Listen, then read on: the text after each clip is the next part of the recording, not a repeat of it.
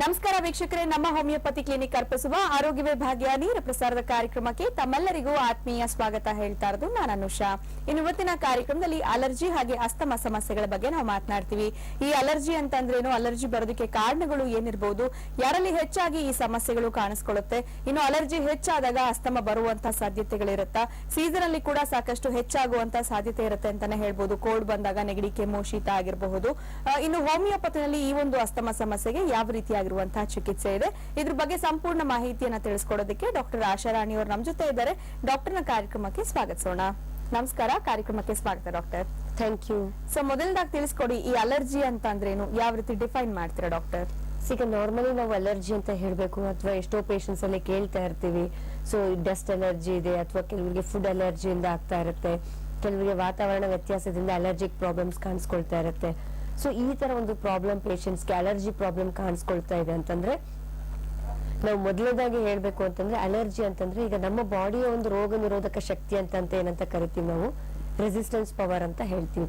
So ಈ ಒಂದು ರೋಗ ನಿರೋಧಕ ಶಕ್ತಿ ನಮ್ಮ ಬಾಡಿಯಲ್ಲಿ ಎಲ್ಲೇ ಒಂದು ಇನ್ಫೆಕ್ಷನ್ಸ್ ಆದಾಗ, ಅಥವಾ ಒಂದು ಧೂಳು, ಹೊಗೆ, ವಾತಾವರಣ ವ್ಯತ್ಯಾಸ ಆದಾಗ, ಏನೇ ಒಂದು ಇನ್ಫೆಕ್ಷನ್ಸ್ ಎಂಟರ್ ಆದಾಗ ಆ ಒಂದು ರೋಗ ನಿರೋಧಕ ಶಕ್ತಿ ಏನ್ ಮಾಡುತ್ತೆ, ಆ ಇನ್ಫೆಕ್ಷನ್ ಆಚೆ ಹಾಕೋದಕ್ಕೆ ಪ್ರಯತ್ನ ಮಾಡಬೇಕು.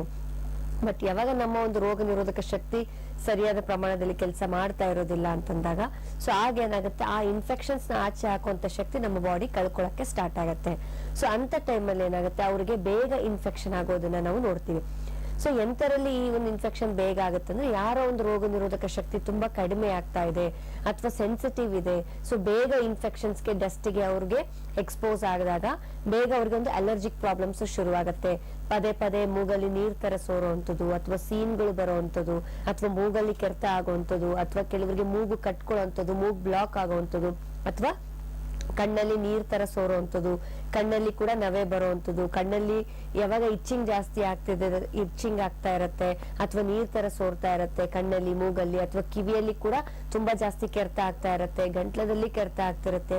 ಸೊ ಈ ತರ ಲಕ್ಷಣಗಳು ಯಾರಿಗೆ ಪದೇ ಪದೇ ಕಾಣಿಸ್ಕೊಳ್ತಾ ಇದೆ ಅಂದಾಗ, ಸೊ ಇದನ್ನ ನಾವು ಅಲರ್ಜಿಕ್ ಪ್ರಾಬ್ಲಮ್ಸ್ ಅಂತ ಹೇಳ್ತೀವಿ, ಅಲರ್ಜಿಕ್ ರೈನೈಟಿಸ್ ಅಂತ ಕರಿತೀವಿ.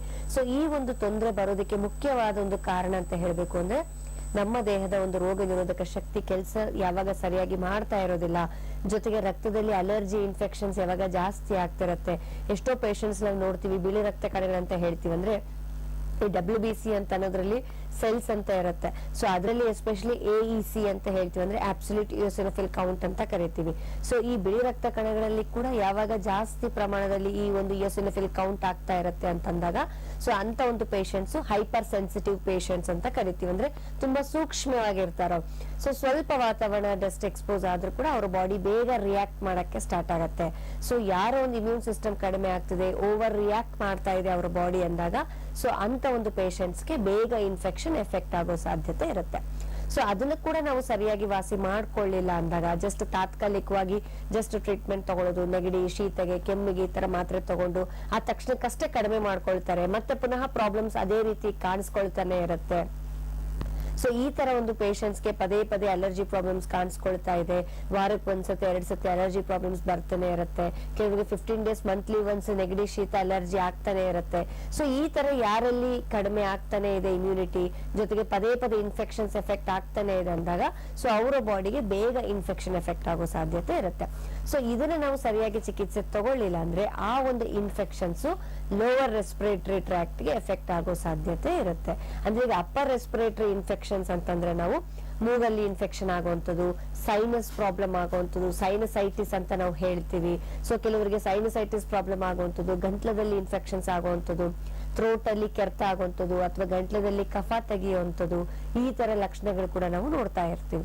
ಸೊ ಇದನ್ನೆಲ್ಲ ನಾವು ಅಪ್ಪರ್ ರೆಸ್ಪಿರೇಟರಿ ಟ್ರ್ಯಾಕ್ಟ್ ಇನ್ಫೆಕ್ಷನ್ ಅಂತ ಹೇಳ್ತೀವಿ. ಕೆಲವರಿಗೆ ಟಾನ್ಸಿಲೈಟಿಸ್ ಅಂತ ಕೂಡ ಆಗ್ತಾ ಇರುತ್ತೆ, ಅಂದ್ರೆ ಶೀತದ ಗಂಟೆಗಳು ಕತ್ತಲ್ಲಿ ನೋಡ್ತಾ ಇರ್ತೀವಿ, ಟಾನ್ಸಿಲೈಟಿಸ್ ಅಂತ ಹೇಳ್ತೀವಿ, ಫ್ಯಾರಿಂಜೈಟಿಸ್ ಅಂತ ಹೇಳ್ತೀವಿ. ಈ ತರ ಯಾವುದೇ ಒಂದು ಪ್ರಾಬ್ಲಮ್ಸ್ ಕಾಣಿಸ್ಕೊಳ್ತಾ ಇದೆ ಅಂದಾಗ, ಸೊ ಇದೆಲ್ಲ ನಾವು ಇನ್ಫೆಕ್ಷನ್ಸ್, ರೆಸ್ಪಿರೇಟರಿ ಟ್ರ್ಯಾಕ್ಟ್ ಇನ್ಫೆಕ್ಷನ್ಸ್ ಅಂತ ಹೇಳ್ತೀವಿ. ಅದರಲ್ಲೂ ಕೂಡ ಅಪ್ಪರ್ ರೆಸ್ಪಿರೇಟರಿ ಟ್ರ್ಯಾಕ್ಟ್ ಇನ್ಫೆಕ್ಷನ್ ಅಂತ ನಾವು ಕರಿಬಹುದು. ಸೊ ನಾರ್ಮಲಿ ರೆಸ್ಪಿರೇಟರಿ ಪ್ರಾಬ್ಲಮ್ಸ್ ಅಂತ ತಕ್ಷಣಕ್ಕೆ ನಾವು ಅಪ್ಪರ್ ರೆಸ್ಪಿರೇಟರಿ ಅಲ್ಲಿ ಇದೆಯಾ ಅಥವಾ ಲೋವರ್ ರೆಸ್ಪಿರೇಟರಿ ಟ್ರ್ಯಾಕ್ಟ್ ಅಲ್ಲಿ ಇದೆಯಾ ಅನ್ನೋದು ತಿಳ್ಕೊಳ್ಬೇಕಾಗತ್ತೆ. ಸೊ ಅಪ್ಪರ್ ರೆಸ್ಪಿರೇಟರಿ ಟ್ರ್ಯಾಕ್ಟ್ ಅಂತಂದ್ರೆ ನಾನು ಆಲ್ರೆಡಿ ಹೇಳಿದೆ, ಮೂಗಲ್ಲಿ ಇನ್ಫೆಕ್ಷನ್ ಆಗುವಂಥದ್ದು, ಅಥವಾ ಸೈನಸ್ ಅಂದ್ರೆ ನಮ್ಮ ರಂಧ್ರಗಳಲ್ಲಿ ಇನ್ಫೆಕ್ಷನ್ ಆಗುವಂಥದ್ದು, ಅಥವಾ ನಮ್ಮ ಥ್ರೋಟ್ ಅಲ್ಲಿ ಇನ್ಫೆಕ್ಷನ್ಸ್ ಆಗುವಂಥದ್ದನ್ನ ನಾವು ನೋಡ್ತಾ ಹೋಗ್ತೀವಿ. ಅದೇ ರೀತಿ ಲೋವರ್ ರೆಸ್ಪಿರೇಟರಿ ಟ್ರ್ಯಾಕ್ಟ್ ಇನ್ಫೆಕ್ಷನ್ ಆಗ್ತಾ ಇದೆ ಅಂದ್ರೆ ಅದನ್ನ ನಾವು ಚೆಸ್ಟ್ ಗೆ ಇನ್ಫೆಕ್ಷನ್ ಆಗುವಂಥದ್ದು, ಬ್ರಾಂಕಸ್ ಗೆ ಇನ್ಫೆಕ್ಷನ್ ಆಗುವಂಥದ್ದು, ಬ್ರಾಂಕೈಟಿಸ್ ಅಂತ ಕರಿತೀವಿ. ಎಷ್ಟೋ ಪೇಷಂಟ್ಸ್ ಗೆ ನೋಡ್ತಾ ಇರ್ತೀವಿ, ಬೇಗ ಕೆಮ್ಮು ಬರುವಂಥದ್ದು, ಅಥವಾ ಕಫ ಬರುವಂಥದ್ದು, ಒಣ ಕೆಮ್ಮು ಬರುವಂಥದ್ದು, ತುಂಬಾ ಬೇಗ ಕೆಮ್ಮು ಜಾಸ್ತಿ ಆಗ್ತಿರತ್ತೆ. ಸ್ವಲ್ಪ ವಾಟರ್ ಚೇಂಜ್ ಆದ್ರೂ ಆಗುವಂಥದ್ದು, ವೆದರ್ ಚೇಂಜ್ ಆದ್ರೂ ಆಗುವಂಥದ್ದು, ಡಸ್ಟಿಗೆ ಹೋದ್ರೂ ಕೂಡ ಆಗುವಂಥದ್ದು, ಫುಡ್ ಅಲ್ಲಿ ವ್ಯತ್ಯಾಸ ಆದ್ರೂ ಆಗುವಂಥದ್ದು, ಈ ತರ ಪದೇ ಪದೇ ಕೆಮ್ಮು ಬರುವಂಥದ್ದು ಕೂಡ ಬ್ರಾಂಕೈಟಿಸ್ ಪ್ರಾಬ್ಲಮ್ ಅಂತ ಹೇಳ್ತೀವಿ. ಅಲ್ಲಿನೂ ಸರಿಯಾಗಿ ಚಿಕಿತ್ಸೆ ತಗೊಳ್ಳಿಲ್ಲ, ವಾಸಿ ಆಗ್ಲಿಲ್ಲ ಅಂದ್ರೆ ನೆಕ್ಸ್ಟ್ ಇನ್ಫೆಕ್ಷನ್ ಆಸ್ತಮಾ ಸ್ಟೇಜ್ ಗೆ ಹೋಗುತ್ತೆ, ಅಥವಾ ನಮ್ಮ ಶ್ವಾಸಕೋಶದ ಗಾಳಿ ಹೋಗೋ ಜಾಗಗಳಲ್ಲಿ ಇನ್ಫ್ಲಮೇಷನ್ ಆಗ್ತಾ ಹೋಗುತ್ತೆ. ಯಾವಾಗ ಇನ್ಫ್ಲಮೇಷನ್ ಆಗ್ತಾ ಹೋಗುತ್ತೆ ಶ್ವಾಸಕೋಶದ ಗಾಳಿ ಹೋಗೋ ಜಾಗದಲ್ಲಿ, ಅಂತ ಒಂದು ಪೇಷಂಟ್ಸ್ ಗೆ ಉಸಿರಾಟಕ್ಕೆ ಕಷ್ಟ ಆಗತ್ತೆ, ಬ್ಲಾಕ್ ಆಗ್ತಾ ಹೋಗುತ್ತೆ ಗಾಳಿ ಹೋಗೋ ಜಾಗಗಳು. ಸೊ ಆಗ ಅವರಲ್ಲಿ ಉಸಿರಾಟದ ಸಮಸ್ಯೆ ಅಂತದ್ದು ನೋಡೋದು, ಅಥವಾ ಶಿಳ್ಳೆ ಹೊಡಿಯೋ ತರ ಸೌಂಡ್ ಕೇಳಿಸುವಂತದ್ದು ಉಸಿರು ತಗೊಳ್ಬೇಕಾದಾಗ, ಅಥವಾ ಉಸಿರು ಹಿಡಿಯುವಂಥದ್ದು, ಶಾರ್ಟ್ನೆಸ್ ಆಫ್ ಬ್ರೆತ್ ಅಂತ ಹೇಳ್ತೀವಿ, ಮೇಲ್ಮೇಲ್ ಉಸಿರು ತಗೊಳ್ಬೇಕಾಗತ್ತೆ. ಈ ತರ ಒಂದು ಸಮಸ್ಯೆಗಳನ್ನ ನಾವು ಪೇಷಂಟ್ಸ್ ಅಲ್ಲಿ ನೋಡ್ತಾ ಹೋಗ್ತೀವಿ. ಸೊ ಹಾಗಾಗಿ ಫಸ್ಟ್ ಅಪ್ಪರ್ ರೆಸ್ಪಿರೇಟರಿ ಟ್ರ್ಯಾಕ್ಟ್ ಅಲ್ಲಿ ಇದೆಯಾ ಅಥವಾ ಲೋವರ್ ರೆಸ್ಪಿರೇಟರಿ ಟ್ರ್ಯಾಕ್ಟ್ ಅಲ್ಲಿ ಇನ್ಫೆಕ್ಷನ್ ಇದೆಯಾ ಅನ್ನೋದು ಫಸ್ಟ್ ನಾವು ತಿಳ್ಕೊಳ್ಬೇಕಾಗತ್ತೆ. ಒಂದು ಅಲರ್ಜಿ ಪ್ರಾಬ್ಲಮ್ಸ್ ಇದೆ ಅಂದ ತಕ್ಷಣಕ್ಕೆ ಅದ್ರ ತಕ್ಕಾಗೆ ನಾವು ಚಿಕಿತ್ಸೆ ಕೊಡ್ತಾ ಬಂದಲ್ಲಿ ಪೇಷಂಟ್ಸ್ ಗೆ ಪ್ರಾಬ್ಲಮ್ಸ್ ಕೂಡ ಕಡಿಮೆ ಆಗ್ತಾ ಹೋಗುತ್ತೆ. ಖಂಡಿತವಾಗ್ಲೂ ಡಾಕ್ಟರ್. ಇನ್ನು ವೀಕ್ಷಕರೇ, ನೀವು ಕೂಡ ಈ ಒಂದು ಅಲರ್ಜಿ ಹಾಗೆ ಅಸ್ತಮ ಸಮಸ್ಯೆಯಿಂದ ಬಳಲ್ತಾ ಇದ್ದೀರಾ, ಇನ್ನು ಡಾಕ್ಟರ್ ಜೊತೆ ಮಾತನಾಡಬೇಕಿದ್ದಲ್ಲಿ ನಮ್ಮ ನೇರ ಪ್ರಸಾರದ ಕಾರ್ಯಕ್ರಮಕ್ಕೆ ನೇರವಾಗಿ ಕಾಲ್ ಮಾಡಬಹುದು. ಡಾಕ್ಟರ್ನ ನೇರವಾಗಿ ಭೇಟಿ ಮಾಡಬೇಕು, ಅಡ್ವಾನ್ಸ್ ಹೋಮಿಯೋಪತಿ ಚಿಕಿತ್ಸೆಗಳನ್ನ ಪಡ್ಕೊಳ್ಬೇಕಿದ್ದಲ್ಲಿ ನಮ್ಮ ಹೋಮಿಯೋಪತಿ ಕ್ಲಿನಿಕ್ ನ ಅಪಾಯಿಂಟ್ಮೆಂಟ್ ಫೋನ್ ನಂಬರ್ ಬರ್ತಾ ಇದೆ 08046664777. ಈ ನಂಬರ್ಗೆ ನೀವು ಈಗಲೇ ಕಾಲ್ ಮಾಡಿ ಅಪಾಯಿಂಟ್ಮೆಂಟ್ ನ ಪಡ್ಕೊಳ್ಬಹುದು. ಬೆಂಗಳೂರಿನಲ್ಲಿ 2 ಬ್ರಾಂಚಸ್ ಇದೆ, Malleshwaram 7th cross, Jayanagar 4th block, Mysuru, Hubli, Davanagere, ಕಲಬುರಗಿಯಲ್ಲಿ ನಿಮ್ಗೆ ಯಾವ್ದು ಹತ್ತಿರದ ಶಾಖೆ ಇದೆ ಆ ಶಾಖೆಗೆ ನೀವು ವಿಸಿಟ್ ಮಾಡಬಹುದು. ಇನ್ನು ಅಲರ್ಜಿ ಸಮಸ್ಯೆಗಳ ಬಗ್ಗೆ ಮಾತನಾಡ್ತಾ ಇದ್ವಿ, ಸಾಕಷ್ಟು ಮಾಹಿತಿಗಳನ್ನ ಡಾಕ್ಟರ್ ತಿಳಿಸ್ತಾ ಇದ್ದಾರೆ. ನೀವು ಕೂಡ ಮಾತನಾಡಬೇಕಿಲ್ಲಿ ನೇರ ಪ್ರಸಾರದ ಕಾರ್ಯಕ್ರಮಕ್ಕೆ ಕರೆಗಳನ್ನ ಮಾಡಬಹುದು. ಸೊ ಸಾಕಷ್ಟು ನೆಗಡಿ, ಶೀತದ ಬಗ್ಗೆ ಹೇಳ್ತಾ ಇದ್ವಿ. ಇದು ಯಾವ ಟೈಪ್ ಆಫ್ ಅಲರ್ಜಿ ಅಂತ ಏನಾದ್ರು ಹೇಳ್ಬೋದಾ ಡಾಕ್ಟರ್? ಇದ್ರ ಬಗ್ಗೆ ಹೇಳ್ತೀರಾ? ಈಗ ನಾರ್ಮಲಿ ನಾವು ಅಲರ್ಜಿಕ್ ಅಂದ ತಕ್ಷಣಕ್ಕೆ ಇದಕ್ಕೆ ಎಷ್ಟೋ ಒಂದು ಪೇಷಂಟ್ಸ್ ಗೆ ಈಗ ಫುಡ್ ಅಲರ್ಜಿ ಇರ್ಬೋದು, ಕೆಲವರಿಗೆ ಶೀತದ ಅಂಶ ಯಾವುದೇ ರೀತಿ ಆಗೋದಿಲ್ಲ ಅಂತ ಹೇಳ್ತಾರೆ. ಈಗ ಕೋಲ್ಡ್ ಫುಡ್ಸ್ ಆಗಿರ್ಬೋದು, ಅಥವಾ ಸೌತೆಕಾಯಿ ಆಗಿರ್ಬೋದು, ಬನಾನಾ ಆಗಿರ್ಬೋದು, ಅಥವಾ ಎನಿ ಶೀತದ ಪದಾರ್ಥ ಆಗಿರ್ಬೋದು, ಬೇಗ ಅವ್ರಿಗೆ ಎಫೆಕ್ಟ್ ಆಗೋ ಸಾಧ್ಯತೆ ಇರುತ್ತೆ. ಸೊ ಕೋಲ್ಡ್ ಫುಡ್ಸ್ ಆಗಿರ್ಬೋದು, ಕೋಲ್ಡ್ ಡ್ರಿಂಕ್ಸ್ ಆಗಿರ್ಬೋದು, ಅಥವಾ ಇವನ್ ಕೋಲ್ಡ್ ವೆದರ್ ಅಲ್ಲಿ ಆಗಿರ್ಬೋದು, ಅಥವಾ ಎಷ್ಟೋ ಪೇಷಂಟ್ಸ್ ನೋಡ್ತೀವಿ ಬೆಳಗಿನ ಟೈಮಲ್ಲಿ, ಈಗ ಬೆಳಗಿನ ಜಾವದಲ್ಲಿ ಎದ್ದೊಳ್ದಾಗ, ಶೀತದ ಟೈಮಲ್ಲಿ, ಅಥವಾ ಎಕ್ಸರ್ಸೈಸಸ್ ಕೋಲ್ಡ್ ಏರ್ ಅಲ್ಲಿ ಮಾಡಿದಾಗ, ಅಥವಾ ತುಂಬಾ ಶೀತದಲ್ಲಿ ಓಡಾಡಿದಾಗ, ಅಥವಾ ಥಂಡಿಯಲ್ಲಿ ಕೂಡ ಕೆಲಸ ಮಾಡಿದಾಗ, ಈಗ ತಣ್ಣೀರಲ್ಲಿ ಮುಟ್ಟುವಂಥದ್ದು, ಅಥವಾ ಏನೇ ಒಂದು ಕೆಲಸ ಮಾಡುವಂಥದ್ದು, ಆತರ ಮಾಡಿದ ತಕ್ಷಣ ಜಾಸ್ತಿ ಆಗ್ಬಿಡುತ್ತೆ ಪೇಷಂಟ್ಸ್ಗೆ. ಸೊ ಯಾಕೆ ಈ ತರ ಸೆನ್ಸಿಟಿವ್ ಆಗ್ತಾರೆ, ಅಥವಾ ಒಂದು ಕೋಲ್ಡ್ ಗೆ ಎಕ್ಸ್ಪೋಸ್ ಆದಾಗ, ಅಥವಾ AC ಅಲ್ಲಿ ಜಾಸ್ತಿ ಇದ್ದಲ್ಲಿ ಕೂಡ ಬೇಗ ಈ ಒಂದು ಅಲರ್ಜಿ ಪ್ರಾಬ್ಲಮ್ಸ್ ಜಾಸ್ತಿ ಆಗ್ಬಿಡುತ್ತೆ. ಬಿಕಾಸ್ ಅವರ ಒಂದು ಬಾಡಿ ಸೂಕ್ಷ್ಮತನೆ ಆಗ್ತಾ ಇರೋದ್ರಿಂದ, ಅವರೊಂದು ಅಲರ್ಜಿಕ್ ಪ್ರಾಬ್ಲಮ್ಸ್ ರಕ್ತದಲ್ಲಿ ಜಾಸ್ತಿ ಆಗ್ತಿರೋದ್ರಿಂದ, ಸೊ ಈ ತರ ಒಂದು ಪ್ರಾಬ್ಲಮ್ಸ್ ಆಗತ್ತೆ. ಈಗ ಎಷ್ಟೋ ಪೇಷಂಟ್ಸ್ ಬೆಳಗಿಂದ ರಾತ್ರಿವರೆಗೂ ಒಂದು ಶೀತದಲ್ಲಿ ಕೆಲಸ ಮಾಡ್ತಾ ಇರ್ತಾರೆ, ಡಸ್ಟ್ ಅಲ್ಲೇ ಕೆಲಸ ಮಾಡ್ತಾ ಇರ್ತಾರೆ, ಬಟ್ ಎಲ್ಲರಿಗೂ ಎಫೆಕ್ಟ್ ಆಗೋದಿಲ್ಲ.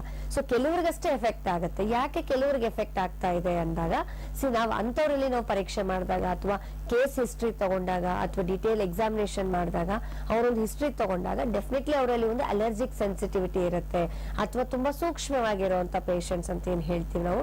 ಸೊ ಇಷ್ಟು ಜಾಸ್ತಿ ಅವ್ರಿಗೆ ಎಫೆಕ್ಟ್ ಆಗೋದ್ರಿಂದ, ಸೆನ್ಸಿಟಿವ್ ಇರೋದ್ರಿಂದ ಅವ್ರಿಗೆ ಬೇಗ ಅಲರ್ಜಿಕ್ ಪ್ರಾಬ್ಲಮ್ಸ್ ಆಗ್ಬಿಡತ್ತೆ.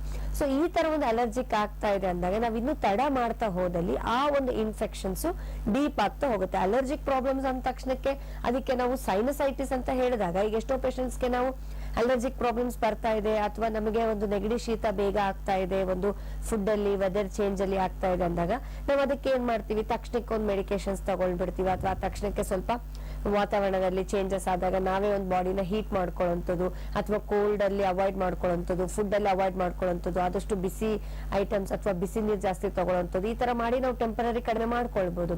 ಬಟ್ ಮತ್ತೆ ಪುನಃ ನಮ್ಗೆ ಬರ್ತಾ ಇದೆ ಅಂದಾಗ ಡೆಫಿನೆಟ್ಲಿ ಆ ಒಂದು ಪ್ರಾಬ್ಲಮ್ ನಮ್ಗೆ ಸಂಪೂರ್ಣವಾಗಿ ಇನ್ನೂ ಗುಣ ಆಗಿಲ್ಲ.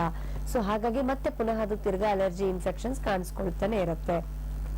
ಹಾಗಾಗಿ ನಾವು ಫಸ್ಟ್ ಈ ತರ ಕಾಣಿಸ್ಕೊಳ್ತಾ ಇದೆ ಅಂದಾಗ ಸೊ ನಾವು ಮುಖ್ಯವಾಗಿ ಏನ್ ಅರ್ಥ ಮಾಡ್ಕೊಳ್ಬೇಕು ಅಂತಂದ್ರೆ ಈ ಒಂದು ಪ್ರಾಬ್ಲಮ್ಸ್ ಯಾಕೆ ಬರ್ತಾ ಇದೆ ಪದೇ ಪದೇ ಅನ್ನೋದು ತಿಳ್ಕೊಳ್ಬೇಕಾಗತ್ತೆ. ಯಾಕಂದ್ರೆ ಈಗ ನಾರ್ಮಲಿ ಅಲರ್ಜಿ, ಕೋಲ್ಡ್, ಕೆಮ್ಮು, ಕಫ ಈ ತರ ಯೂಶಲಿ ನಾವು ನೋಡ್ತೀವಿ. ಬಟ್ ಇದು ಫ್ರೀಕ್ವೆಂಟ್ ಆಗಿ ನಮ್ಗೆ ಬರ್ತಾ ಇದೆ, ಪದೇ ಪದೇ ನಮ್ಗೆ ಕಾಣಿಸ್ಕೊಳ್ತಾ ಇದೆ ಅಂದಾಗ ಡೆಫಿನೆಟ್ಲಿ ಇದಕ್ಕೆ ಹಿಸ್ಟ್ರಿ ತುಂಬಾ ಮುಖ್ಯವಾಗಿರುತ್ತೆ, ಕಾರಣ ಅನ್ನೋದು ತಿಳ್ಕೊಳ್ಬೇಕಾಗತ್ತೆ. ಯಾಕಂದ್ರೆ ಎಲ್ಲಾ ಅಲರ್ಜಿಕ್ ಪ್ರಾಬ್ಲಮ್ಸ್ ಒಂದೇ ತರ ಇದ್ರು ಕೂಡ ಡೆಫಿನೆಟ್ಲಿ ಲಕ್ಷಣಗಳು ಬೇರೆ ಬೇರೆ ಇರುತ್ತೆ. ಈಗ ನಾವು ಅಪ್ಪರ್ ರೆಸ್ಪಿರೇಟರಿ ಟ್ರ್ಯಾಕ್ಟ್ ಅಲ್ಲಿ ಆದಾಗೆ ಲಕ್ಷಣಗಳು ಬೇರೆ ಇರುತ್ತೆ, ಲೋವರ್ ರೆಸ್ಪಿರೇಟರಿ ಟ್ರ್ಯಾಕ್ಟ್ ಅಲ್ಲಿ ಆದಾಗೆ ಲಕ್ಷಣಗಳು ಬೇರೆ ಇರುತ್ತೆ ಅಂತ ನಾವು ಹೇಳ್ತೀವಿ. ಸೊ ಇದಕ್ಕೆ ಒಂದು ಕಾಮನ್ ಕಾರಣಗಳು ಏನಿರುತ್ತೆ, ಜಸ್ಟ್ ವೆದರ್ ಚೇಂಜ್ ಅಷ್ಟೇನಾ ಅಥವಾ ಡಸ್ಟ್ ಅಷ್ಟೇನಾ? ಖಂಡಿತವಾಗ್ಲೂ ಅಲ್ಲ ಅಂತ ಹೇಳ್ತೀವಿ. ಇದಕ್ಕೆ ನಾನಾ ರೀತಿಯಾದಂತ ಕಾರಣಗಳು ಕೂಡ ನಾವು ನೋಡ್ತೀವಿ ಒಂದು ಅಲರ್ಜಿ ಪ್ರಾಬ್ಲಮ್ಸ್ಗೆ.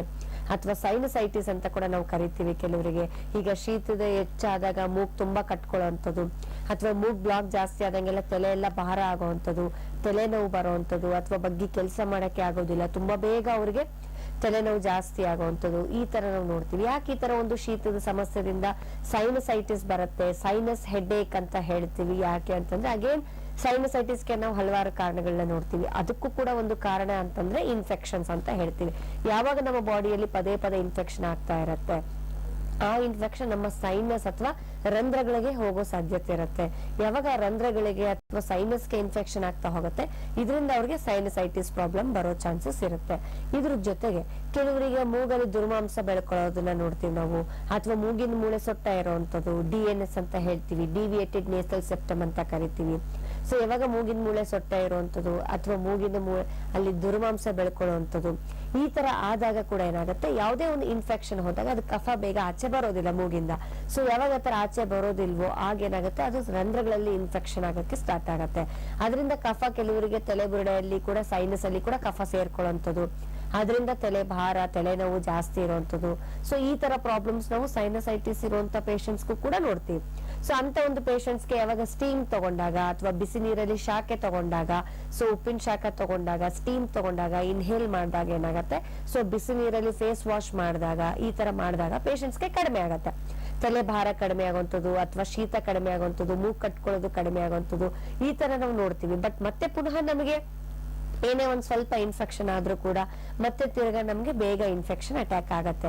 ಸೊ ಫಸ್ಟ್ ನಾವು ಮೊದಲೇದಾಗಿ ಹೇಳ್ಬೇಕು ಅಂತಂದ್ರೆ ಆ ತಕ್ಷಣಕ್ಕೆ ಕಡಿಮೆ ಮಾಡ್ಕೊಳೋದಲ್ಲದೆ, ಸೊ ಕಾಯಿಲೆ ಏನಕ್ಕೆ ಬರ್ತಾ ಇದೆ ಅಥವಾ ಸಮಸ್ಯೆ ಏನಕ್ಕೆ ಬರ್ತಾ ಇದೆ, ಪದೇ ಪದೇ ಯಾಕೆ ಒಂದು ರಂಧ್ರಗಳಲ್ಲಿ ಸೈನಸ್ ಅಲ್ಲಿ ಇನ್ಫೆಕ್ಷನ್ ಆಗ್ತಾ ಇದೆ, ಯಾಕೆ ಅಪ್ಪರ್ ರೆಸ್ಪಿರೇಟರಿಯಲ್ಲಿ ಇನ್ಫೆಕ್ಷನ್ ಆಗ್ತಾ ಇದೆ, ಫಸ್ಟ್ ನಾವು ಅದನ್ನ ಅರ್ಥ ಮಾಡ್ಕೊಳ್ಬೇಕಾಗತ್ತೆ. ಕೆಲವರಿಗೆ ಮೂಗಲ್ಲಿ ದುರ್ಮಾಂಸ ಆಗಿದೆ ಅಥವಾ ಮೂಗಿನ ಮೂಳೆ ಸೊಟ್ಟ ಆಗಿದೆ, DNS ಇದೆ ಅಂತ ಅಂದ್ಬಿಟ್ಟು ಕೆಲವು ಟೈಮ್ ಸರ್ಜರಿ ಮಾಡಿಸ್ಕೊಂಡಿರ್ತಾರೆ ಪೇಷಂಟ್ಸ್. ತಿರ್ಗಾ ಮತ್ತೆ ಅಲರ್ಜಿ ಪ್ರಾಬ್ಲಮ್ಸ್ ಇರೋದ್ರಿಂದ ಮತ್ತೆ ತಿರ್ಗಾ ಅದು ಸೈನಸೈಟಿಸ್ ಪ್ರಾಬ್ಲಮ್ ಆಗ್ತಾ ಇರುತ್ತೆ. ಬರೇ ಮೂಗಿನ ಮೂಳೆಯಲ್ಲಿ ದುರ್ಮಾಂಸ ಬೆಳ್ಕೊಳ್ಳೋದು ಅಥವಾ ಡಿವಿಯೇಟೆಡ್ ನೇಸಲ್ ಸೆಪ್ಟಮ್ ಅಂತ ಏನಂತ ಕರಿತೀವಿ, ಅದಷ್ಟೇ ಕಾರಣ ಅಂತಲ್ಲ ನಾವು ಸೈನಸೈಟಿಸ್ಗೆ. ಯಾಕಂದ್ರೆ ಎಷ್ಟೋ ಪೇಷಂಟ್ಸ್ ಅದಷ್ಟೇ ಕಾರಣ ಅನ್ಕೊಂಡು ಕೆಲವರು ಸರ್ಜರಿ ಕೂಡ ಮಾಡಿಸಿರ್ತಾರೆ. ತಿರ್ಗಾ ಮತ್ತೆ ನಮ್ಗೆ ಅಲರ್ಜಿ ಇನ್ಫೆಕ್ಷನ್ಸ್ ಇಂದ ತಿರ್ಗಾ ನಮ್ಗೆ ಮೂಗ್ ಕಟ್ಟುವಂಥದ್ದು ಅಥವಾ ಸೈನಸ್ ಅಲ್ಲಿ ಇನ್ಫೆಕ್ಷನ್ ಆಗುವಂಥದ್ದು, ತಲೆನೋವು, ತಲೆ ಭಾರ ಕಾಣಿಸ್ಕೊಳ್ಳುವಂಥದ್ದು, ಸೊ ಮತ್ತೆ ತಿರ್ಗಾ ಕಾಣಿಸ್ಕೊಳ್ತಿರತ್ತೆ. ಸೊ ಹಾಗಾಗಿ ಫಸ್ಟ್ ನಾವು ಕಾರಣ ಏನನ್ನೋದು ತಿಳ್ಕೊಳ್ಬೇಕಾಗತ್ತೆ. ಯಾವುದೇ ಒಂದು ಅಲರ್ಜಿ ಪ್ರಾಬ್ಲಮ್ಗೆ ಆಗಿರ್ಬೋದು ಅಥವಾ ಆ ಅಲರ್ಜಿಯಿಂದ ಆಸ್ತಮಾಗೆ ತೊಂದರೆ ಆಗ್ತಾ ಇದೆ ಅಂದಾಗ ಅದಕ್ಕೆಲ್ಲದಕ್ಕೂ ಒಂದು ಹಿಸ್ಟ್ರಿ ಅನ್ನೋದು ಇರುತ್ತೆ, ಕಾರಣ ಅನ್ನೋದು ಇರುತ್ತೆ.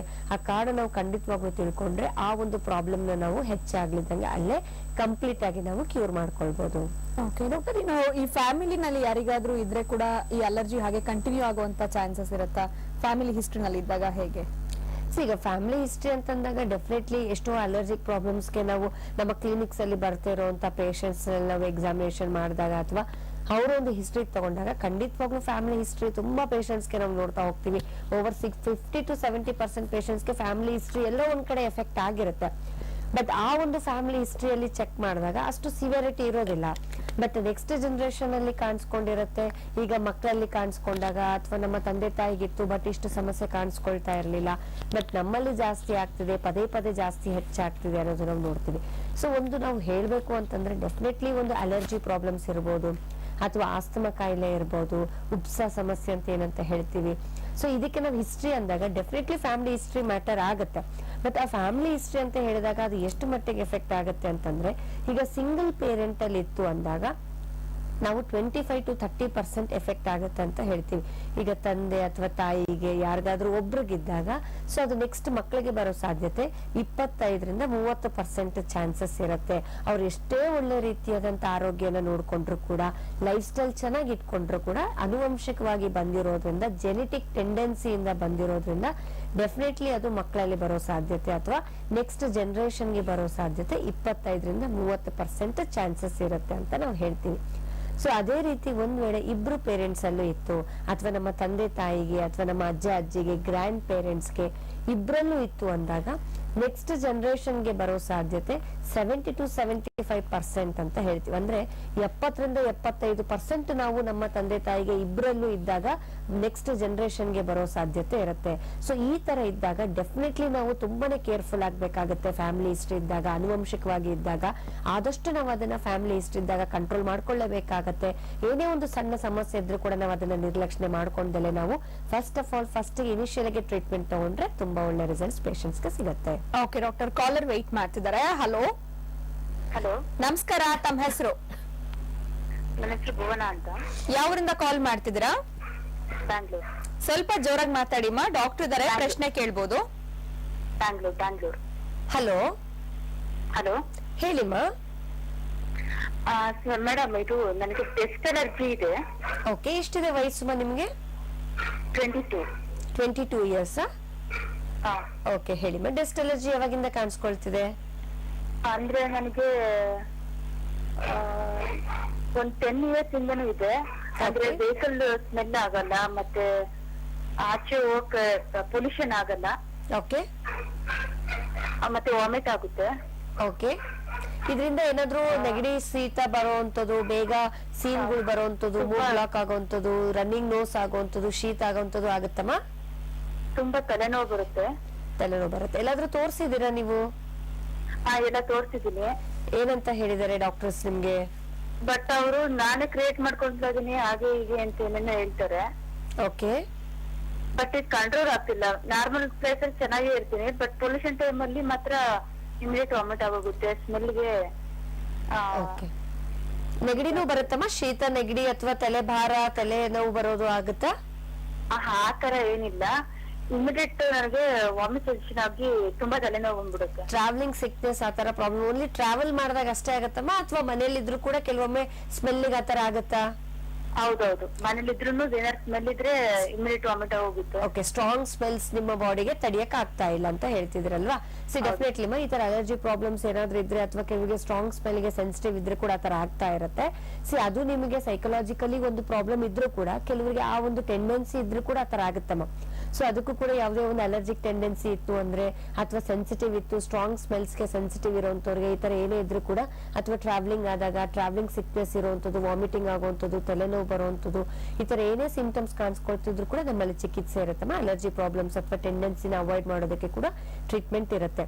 ಸಿ ಅದಕ್ಕೆ ನೀವು ಪ್ರಾಪರ್ ಟ್ರೀಟ್ಮೆಂಟ್ ಜೊತೆಗೆ ನೀವು ಒಂದ್ ಸ್ವಲ್ಪ ಸೈಕಲಾಜಿಕಲಿ ಅದು ನಿಮ್ಗೆ ಕಂಟ್ರೋಲ್ ಮಾಡ್ಕೊಂಡ್ರೆ ಖಂಡಿತವಾಗ್ಲೂ ಈ ಪ್ರಾಬ್ಲಮ್ ಜಾಸ್ತಿ ಆಗ್ಲಿದಂಗೆ ನಾವು ತಡೀತಾ ಹೋಗ್ಬೋದು.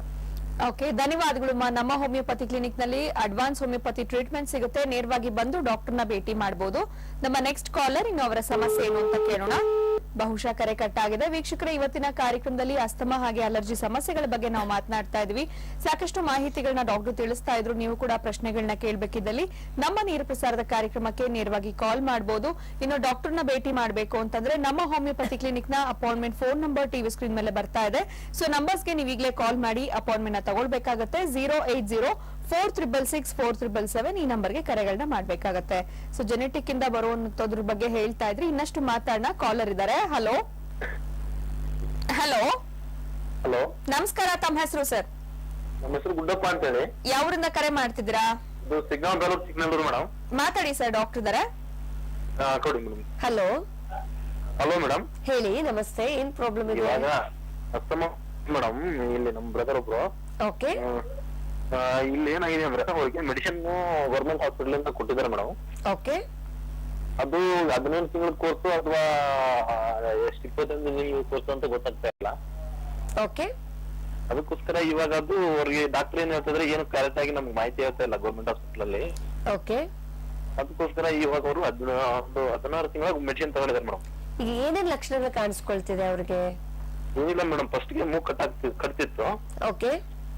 ಅದು ಹಂಗೆ ತಿರುಗಿ ಒಂದ್ ಸ್ವಲ್ಪ ಟೈಫಾಯ್ಡ್ ಅಂತ ಬಂತು ಮೇಡಮ್. ಟೈಫಾಯ್ಡ್ ಅಂತ ಬಂದು ಸ್ವಲ್ಪ ಹಾಸ್ಪಿಟಲ್ ಹೋದಾಗ ಅಲ್ಲೇ ಆಟೋಮೆಟಿಕ್ ಅಟ್ಯಾಕ್ ಆಗಿದೆ ಮೇಡಮ್. ಓಕೆ, ಈಗ ಆಸ್ತಮಾ ಕಾಯಿಲೆ ಅಂತ ಹೇಳಿದ್ದಾರೆ. ಅದು ಹಂಗೆ ಹೇಳಿದ್ರೆ ಮೇಡಮ್. ಉಪ್ಸ ತರ ಬರುವಂತದ್ದು ಅಥವಾ ಉಸಿರಾಟ ಕಷ್ಟ ಆಗ್ತಿರುವಂತದ್ದು, ವೀಸಿಂಗ್ ತರ ಆಗ್ತಿರುವಂತದ್ದು, ಆತರ ಏನಾದ್ರು ಆಗ್ತಾ ಇದೆಯಾ? ಉಸಿರಾಟ ಸ್ವಲ್ಪ ಕಷ್ಟ ಆಗುತ್ತೆ ಮೇಡಮ್ ಅಷ್ಟೇ. ಓಕೆ, ಯಾಕಂದ್ರೆ ಈಗ ಬ್ರಾಂಕೈಟಿಸ್ ಪ್ರಾಬ್ಲಮ್ ಅಂತ ಅನ್ನೋದು ತಿಳ್ಕೊಬೇಕು, ಮತ್ತೆ ಆಸ್ತಮಾ ಅನ್ನೋದು ತಿಳ್ಕೊಳ್ಬೇಕಾಗತ್ತೆ. ಬ್ರಾಂಕೈಟಿಸ್ ಅಂತಂದ್ರೆ ಜಾಸ್ತಿ ವಿಪರೀತ ಕೆಮ್ಮು ಬರುವಂತದ್ದು, ಪದೇ ಪದೇ ಕೆಮ್ಮು ಕಫ ಬರ್ತಾ ಇರುವಂತದನ್ನ ನಾವು ಬ್ರಾಂಕೈಟಿಸ್ ಸ್ಟೇಜಸ್ ಅಂತ ಹೇಳ್ತೀವಿ. ಕೆಲವರಿಗೆ ಈ ಸ್ಟೇಜಸ್ ಗಿಂತ ಜಾಸ್ತಿ ಆಯ್ತು ಅಂತಂದ್ರೆ ಉಪ್ಸ ಶುರುವಾಗುವಂಥದ್ದು, ಉಸಿರಾಟ ಕಷ್ಟ ಆಗುವಂಥದ್ದು, ಮೇಲ್ಮೇ ಉಸಿರು ತಗೊಳ್ಬೇಕು ಅನ್ಸೋದು, ಶಿಳ್ಳೆ ಹೊಡೆಯೋ ತರ ಸೌಂಡ್ ಕೇಳಿಸುವಂಥದ್ದು, ವೀಸಿಂಗ್ ತರ ಬರುವಂಥದ್ದು, ಉಸಿರು ಎಳ್ತಾ ಬರುವಂಥದ್ದು, ಈ ತರ ಸಮಸ್ಯೆ ಕಂಡಾಗ ನಾವು ಆಸ್ತಮಾ ಸ್ಟೇಜಸ್ ಅಂತ ಹೇಳ್ತೀವಿ. ಈಗ ಅವ್ರಿಗೆ ಒಂದ್ ವೇಳೆ ಈ ತರ ಆಸ್ತಮಾ ಸ್ಟೇಜಸ್ ಕಾಣಿಸ್ಕೊಳ್ತಿದೆ ಅಥವಾ ಟ್ರೀಟ್ಮೆಂಟ್ ಆಲ್ರೆಡಿ 16-18 ತಿಂಗಳು ತಗೊಳ್ತಾ ಇದ್ದಾರೆ ಅಂತ ಅಂದಾಗ, ಸೊ ಇನ್ನು ಅದು ನಿಮ್ಗೆ ಕರೆಕ್ಟ್ ಆಗಿ ಮಾಹಿತಿ ಸಿಕ್ಕಿಲ್ಲ ಅಥವಾ ಸರಿಯಾಗಿ ಇನ್ನೂ ಅದು ವಾಸಿ ಆಗ್ತಾ ಇಲ್ಲ ಅಂದಾಗ ನಿಮ್ಮ ಒಂದು ಸಮಸ್ಯೆ ಖಂಡಿತವಾಗ್ಲೂ ನೀವು ಹಾಗೆ ನೆಗ್ಲೆಕ್ಟ್ ಮಾಡ್ಕೊಳ್ಬೇಡಿ. ಯಾಕಂತಂದ್ರೆ ಈಗ ಆಲ್ರೆಡಿ ಅವ್ರಿಗೆ ಟ್ರೀಟ್ಮೆಂಟ್ ತಗೊಂಡಿದ್ದಾರೆ, ಅದು ಆಂಟಿಬಯೋಟಿಕ್ಸ್ ಅಥವಾ ಏನ್ ತಗೊಳ್ತಾ ಇದ್ದೀರಾ, ಏನ್ ಮೆಡಿಕೇಶನ್ಸ್ ತಗೊಳ್ತೀರಾ ಅನ್ನೋದು ಫಸ್ಟ್ ತಿಳ್ಕೊಳ್ಬೇಕಾಗತ್ತೆ. ಯಾಕಂದ್ರೆ ಏನೇ ಒಂದು ಟ್ರೀಟ್ಮೆಂಟ್ ತಗೊಳ್ತಿದೀವಿ ಅಂದ್ರೆ ಅದು ನಮ್ಮ ಬಾಡಿಗೆ ಯಾವ ರೀತಿ ಕೆಲಸ ಮಾಡುತ್ತೆ, ಜೊತೆಗೆ ಅದು ತಗೊಳ್ಳೋದ್ರಿಂದ ನಿಮ್ಗೆ ಮುಂದೆ ಯಾವುದೇ ರೀತಿ ತೊಂದರೆ ಇಲ್ವಾ ಅಥವಾ ಎಷ್ಟು ಮಟ್ಟಿಗೆ ನಿಮ್ಮ ಕಾಯಿಲೆ ಕಡಿಮೆ ಆಗ್ತಾ ಇದೆ ಅದನ್ನೆಲ್ಲ ತಿಳ್ಕೊಳ್ಬೇಕಾಗತ್ತೆ. ಯಾಕಂದ್ರೆ ಈಗ ಒಂದು ಟ್ರೀಟ್ಮೆಂಟ್ ನಾವು ಮಾಡ್ತಾ ಇದೀವಿ ಅಂದಾಗ ಅದರಿಂದ ನಮ್ಗೆ ಎಷ್ಟು ಉಪಯೋಗ ಆಗ್ತಿದೆ ಅನ್ನೋದು ಕೂಡ ನಾವು ತಿಳ್ಕೊಳ್ಬೇಕಾಗತ್ತೆ. ಸೊ ನಿಮ್ಗೆ ಆರಾಮ ಆಗ್ತಾ ಇದೀರಿ, ಯಾವುದೇ ರೀತಿ ತೊಂದರೆ ಇಲ್ಲ, ಮೆಡಿಸಿನ್ಸ್ ತಗೊಳ್ಬೇಕಾದಾಗ ಅಂದ್ರೆ ಒಳ್ಳೇದು. ಬಟ್ ಮೆಡಿಸಿನ್ಸ್ ಬಿಟ್ಟ ತಕ್ಷಣ ಮತ್ತೆ ತಿರ್ಗಾ ನಮ್ಗೆ ಅದೇ ತರ ಆಗ್ತಾ ಇದೆ ಅಂದ್ರೆ ಮೇ ಬಿ ಅದು ನಿಮ್ಗೆ ತಾತ್ಕಾಲಿಕವಾಗಿ ಕಡಿಮೆ ಆಗ್ತಿದೆ ಹೊರತು ನಿಮ್ಮ ದೇಹಕ್ಕೆ ಅದು ಕಾಯಿಲೆನ ಕಮ್ಮಿ ಮಾಡ್ತಾ ಇಲ್ಲ ಅಂತ ನಾವು ಹೇಳ್ಬೋದು. ಸೊ ಹಾಗಾಗಿ ನಿಮ್ಗೆ ಆತರ ಏನಾದ್ರು ಲಕ್ಷಣಗಳು ಇನ್ನೂ ಕಡಿಮೆ ಆಗ್ತಿಲ್ಲ ಅಂದ್ರೆ ಖಂಡಿತವಾಗ್ಲೂ ಒಮ್ಮೆ ಬಂದು ಭೇಟಿ ಆಗ್ಬಹುದು. ನೀವು ತಗೊಳ್ತಿರುವಂತ ಮೆಡಿಕೇಶನ್ಸ್ ಜೊತೆಗೆ ಅಥವಾ ರಿಪೋರ್ಟ್ಸ್ ಏನಾದ್ರು ಮಾಡಿಸಿದ್ದಲ್ಲಿ ಖಂಡಿತವಾಗ್ಲೂ ಬಂದು ಭೇಟಿ ಆಗ್ಬಹುದು. ಸೊ ಅದು ಫಸ್ಟ್ ಆಫ್ ಆಲ್ ಆಸ್ತಮಾ ಇದೆಯಾ, ಬ್ರಾಂಕೈಟಿಸ್ ಇದೆಯಾ, ಜೊತೆಗೆ ಅದಕ್ಕೆ ಎಷ್ಟು ನೀವು ಟ್ರೀಟ್ಮೆಂಟ್ ತಗೊಳ್ಳೋದ್ರಿಂದ ನಿಮ್ಮ ಕಾಯಿಲೆ ಎಷ್ಟು % ಕಡಿಮೆ ಆಗ್ತಾ ಇದೆ ಅಥವಾ ಇನ್ನೂ ಅದು ಹಾಗೆ ಇದೆಯಾ, ಜಸ್ಟ್ ಲಕ್ಷಣಗಳಷ್ಟೇ ಕಡಿಮೆ ಆಗ್ತಾ ಇದೆ, ನಮ್ಗೆ ಇನ್ನೂ ಕಾಯಿಲೆ ಕಡಿಮೆ ಆಗ್ತಾ ಇಲ್ವಾ, ಅದನ್ನೆಲ್ಲ ನಾವು ಡೀಟೇಲ್ ಹಿಸ್ಟ್ರಿ ತಗೊಳ್ಬೇಕಾಗತ್ತೆ ಪೇಷಂಟ್ ಕೂಡ. ಸೊ ಅದ್ರ ನಂತರ ಅವ್ರಿಗೆ ಯಾವ ರೀತಿ ಚಿಕಿತ್ಸೆ ಕೊಡಬಹುದು ಅನ್ನೋದು ಕೂಡ ನಾವು ಅವರ ಒಂದು ಡೀಟೇಲ್ಸ್ ಕೇಸ್ ನಂತರ ತಿಳಿಸ್ಕೊಡ್ಬಹುದು. ಸೊ ಆದಷ್ಟು ತಡ ಮಾಡ್ಕೊಂಡಲೆ ನೀವು ಅರ್ಲಿ ಸ್ಟೇಜಸ್ ಅಲ್ಲೇ ತೋರಿಸ್ಕೊಂಡ್ರೆ ಜೀವನ ಪರ್ಯಂತ ಸಫರ್ ಆಗೋದನ್ನ ಕೂಡ ನಾವು ತಡೀತಾ ಹೋಗ್ಬೋದು. ಆದಷ್ಟು ಸ್ವಲ್ಪ ದೇಹಕ್ಕೆ ಬೆಚ್ಚಗಿಟ್ಕೊಳ್ಳುವಂಥದ್ದು, ಬಿಸಿನೀರು ತಗೊಳ್ಳುವಂಥದ್ದು, ಶೀತಕ್ಕೆ ಸ್ವಲ್ಪ ಎಕ್ಸ್ಪೋಸ್ ಮಾಡೋದನ್ನ ಕಡಿಮೆ ಮಾಡ್ಕೊಳ್ಳುವಂಥದ್ದು. ಸೊ ಪ್ರಾಣಾಯಾಮ ಅಂತ ಹೇಳ್ತೀವಿ, ಬ್ರೀತಿಂಗ್ ಎಕ್ಸರ್ಸೈಸಸ್ ಅಂತ ಹೇಳ್ತೀವಿ. ಈ ತರ ಮಾಡೋದ್ರಿಂದ ಕೂಡ ಸ್ವಲ್ಪ ಮಟ್ಟಿಗೆ ಅವರ ಒಂದು ಲಂಗ್ಸ್ ಕೆಪಾಸಿಟಿ ಇಂಪ್ರೂವ್ ಆಗುತ್ತೆ ಅಂತ ಹೇಳ್ತೀವಿ. ಇದ್ರ ಜೊತೆಗೆ ಕರೆಕ್ಟ್ ಆಗಿ ನೀವು ನಮ್ಮ ಹೋಮಿಯೋಪತಿಯಲ್ಲಿ ಟ್ರೀಟ್ಮೆಂಟ್ ಕೂಡ ಶುರು ಮಾಡ್ಕೊಂಡಲ್ಲಿ ಖಂಡಿತವಾಗ್ಲೂ ಆ ಪ್ರಾಬ್ಲಮ್ ನ ಮತ್ತಷ್ಟು ಜಾಸ್ತಿ ಆಗ್ಲಿದಂಗೆ ನಾವು ತಡೀತಾ ಹೋಗ್ಬೋದು. ಓಕೆ, ಧನ್ಯವಾದಗಳು ಸರ್ ಕಾಲ್ ಮಾಡಿದ್ದಕ್ಕೆ. ಇನ್ನು ವೀಕ್ಷಕರೇ, ನೀವು ನೋಡ್ತಾ ಇದ್ದೀರಾ ಆರೋಗ್ಯವೇ ಭಾಗ್ಯ ನೇರ ಪ್ರಸಾರದ ಕಾರ್ಯಕ್ರಮ ಮುಂದುವರಿಯುತ್ತೆ ಒಂದು ಪುಟ್ಟ ವಿರಾಮದ ನಂತರ.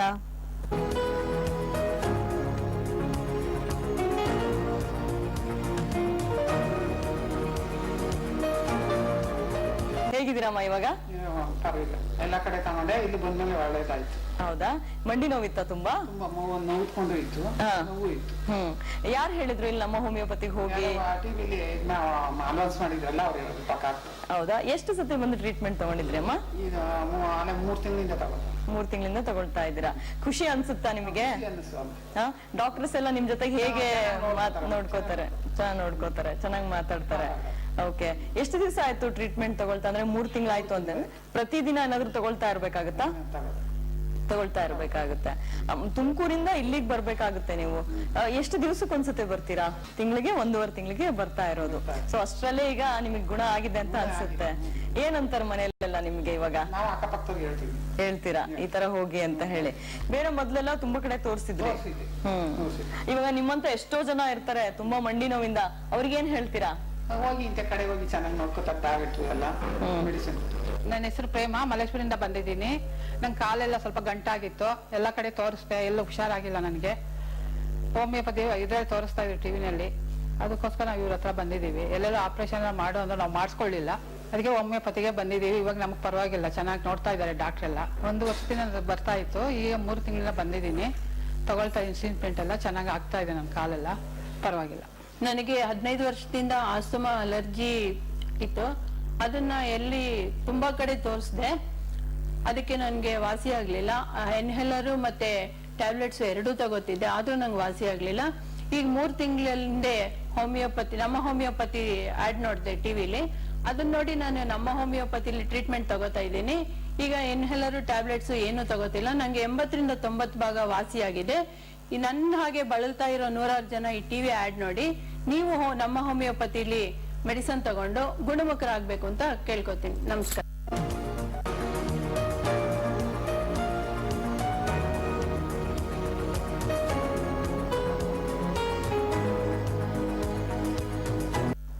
ವಿರಾಮದ ನಂತರ ಮತ್ತೊಮ್ಮೆ ನೇರ ಪ್ರಸಾರದ ಕಾರ್ಯಕ್ರಮಕ್ಕೆ ಸ್ವಾಗತ. ನಮ್ಮ ಜೊತೆ ಇದ್ದಾರೆ ಡಾಕ್ಟರ್ ಆಶಾರಾಣಿ ಅವರು. ಇನ್ನು ಇವತ್ತಿನ ಕಾರ್ಯಕ್ರಮದಲ್ಲಿ ಅಲರ್ಜಿ ಹಾಗೆ ಅಸ್ತಮಾ ಸಮಸ್ಯೆಗಳ ಬಗ್ಗೆ ಮಾತನಾಡ್ತಾ ಇದೀವಿ. ನೀವು ಕೂಡ ಡಾಕ್ಟರ್ ಜೊತೆ ಮಾತನಾಡಬೇಕು ಅಂದ್ರೆ ನಮ್ಮ ನೇರ ಪ್ರಸಾರದ ಕಾರ್ಯಕ್ರಮಕ್ಕೆ ನೇರವಾಗಿ ಕಾಲ್ ಮಾಡಬಹುದು.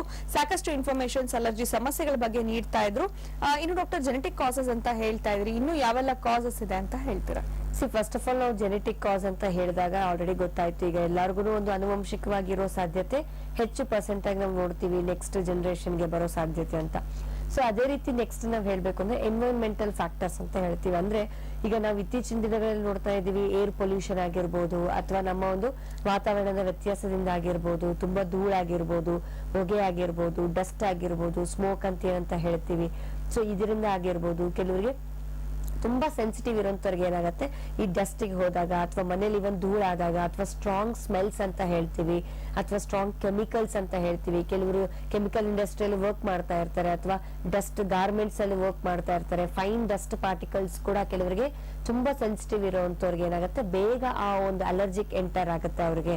ಸೊ ಬೇಗ ಅವ್ರ ಬಾಡಿ ರಿಯಾಕ್ಟ್ ಮಾಡಕ್ಕೆ ಸ್ಟಾರ್ಟ್ ಆಗುತ್ತೆ ಆ ಒಂದು ಡಸ್ಟ್ ಎನ್ವೈರನ್ಮೆಂಟ್ಗೆ. ಸೊ ಇಂಥ ಒಂದು ಪೇಷಂಟ್ಸ್ಗೆ ಕೂಡ ಒಂದು ಕಾರಣದಿಂದ ನಾವು ಏನ್ ಹೇಳ್ಬೋದು, ಪೇಷಂಟ್ಸ್ಗೆ ಒಂದು ಅಲರ್ಜಿ ಆಸ್ತಮಾ ಬರೋ ಸಾಧ್ಯತೆ ಇರುತ್ತೆ ಅಂತ ಹೇಳ್ತೀವಿ. ಇದ್ರ ಜೊತೆಗೆ ವೆದರ್ ಚೇಂಜಸ್ ಅಂದ್ರೆ ಎಸ್ಪೆಷಲಿ ಕೋಲ್ಡ್, ಶೀತದಲ್ಲಿ ಹೆಚ್ಚಾಗುವಂಥದ್ದು ಇದು ಕೂಡ ಒಂದು ಕಾರಣ ಆಗ್ಬೋದು. ಬಟ್ ಎಲ್ಲರಿಗೂ ವೆದರ್ ಚೇಂಜಸ್ ಇಂದ ಆಗುತ್ತೆ ಅಂತಲ್ಲ. ಡೆಫಿನೆಟ್ಲಿ ಯಾರಲ್ಲಿ ಸೆನ್ಸಿಟಿವ್ ಇರ್ತಾರೆ, ಯಾರ ಒಂದು ರೋಗ ನಿರೋಧಕ ಶಕ್ತಿ ತುಂಬಾ ಕಡಿಮೆ ಇದೆ ಅಂದಾಗ ಅವ್ರ ಬಾಡಿಗೆ ಬೇಗ ಇನ್ಫೆಕ್ಷನ್ಸ್ ಅಟ್ಯಾಕ್ ಆಗಕ್ಕೆ ಸ್ಟಾರ್ಟ್ ಆಗತ್ತೆ.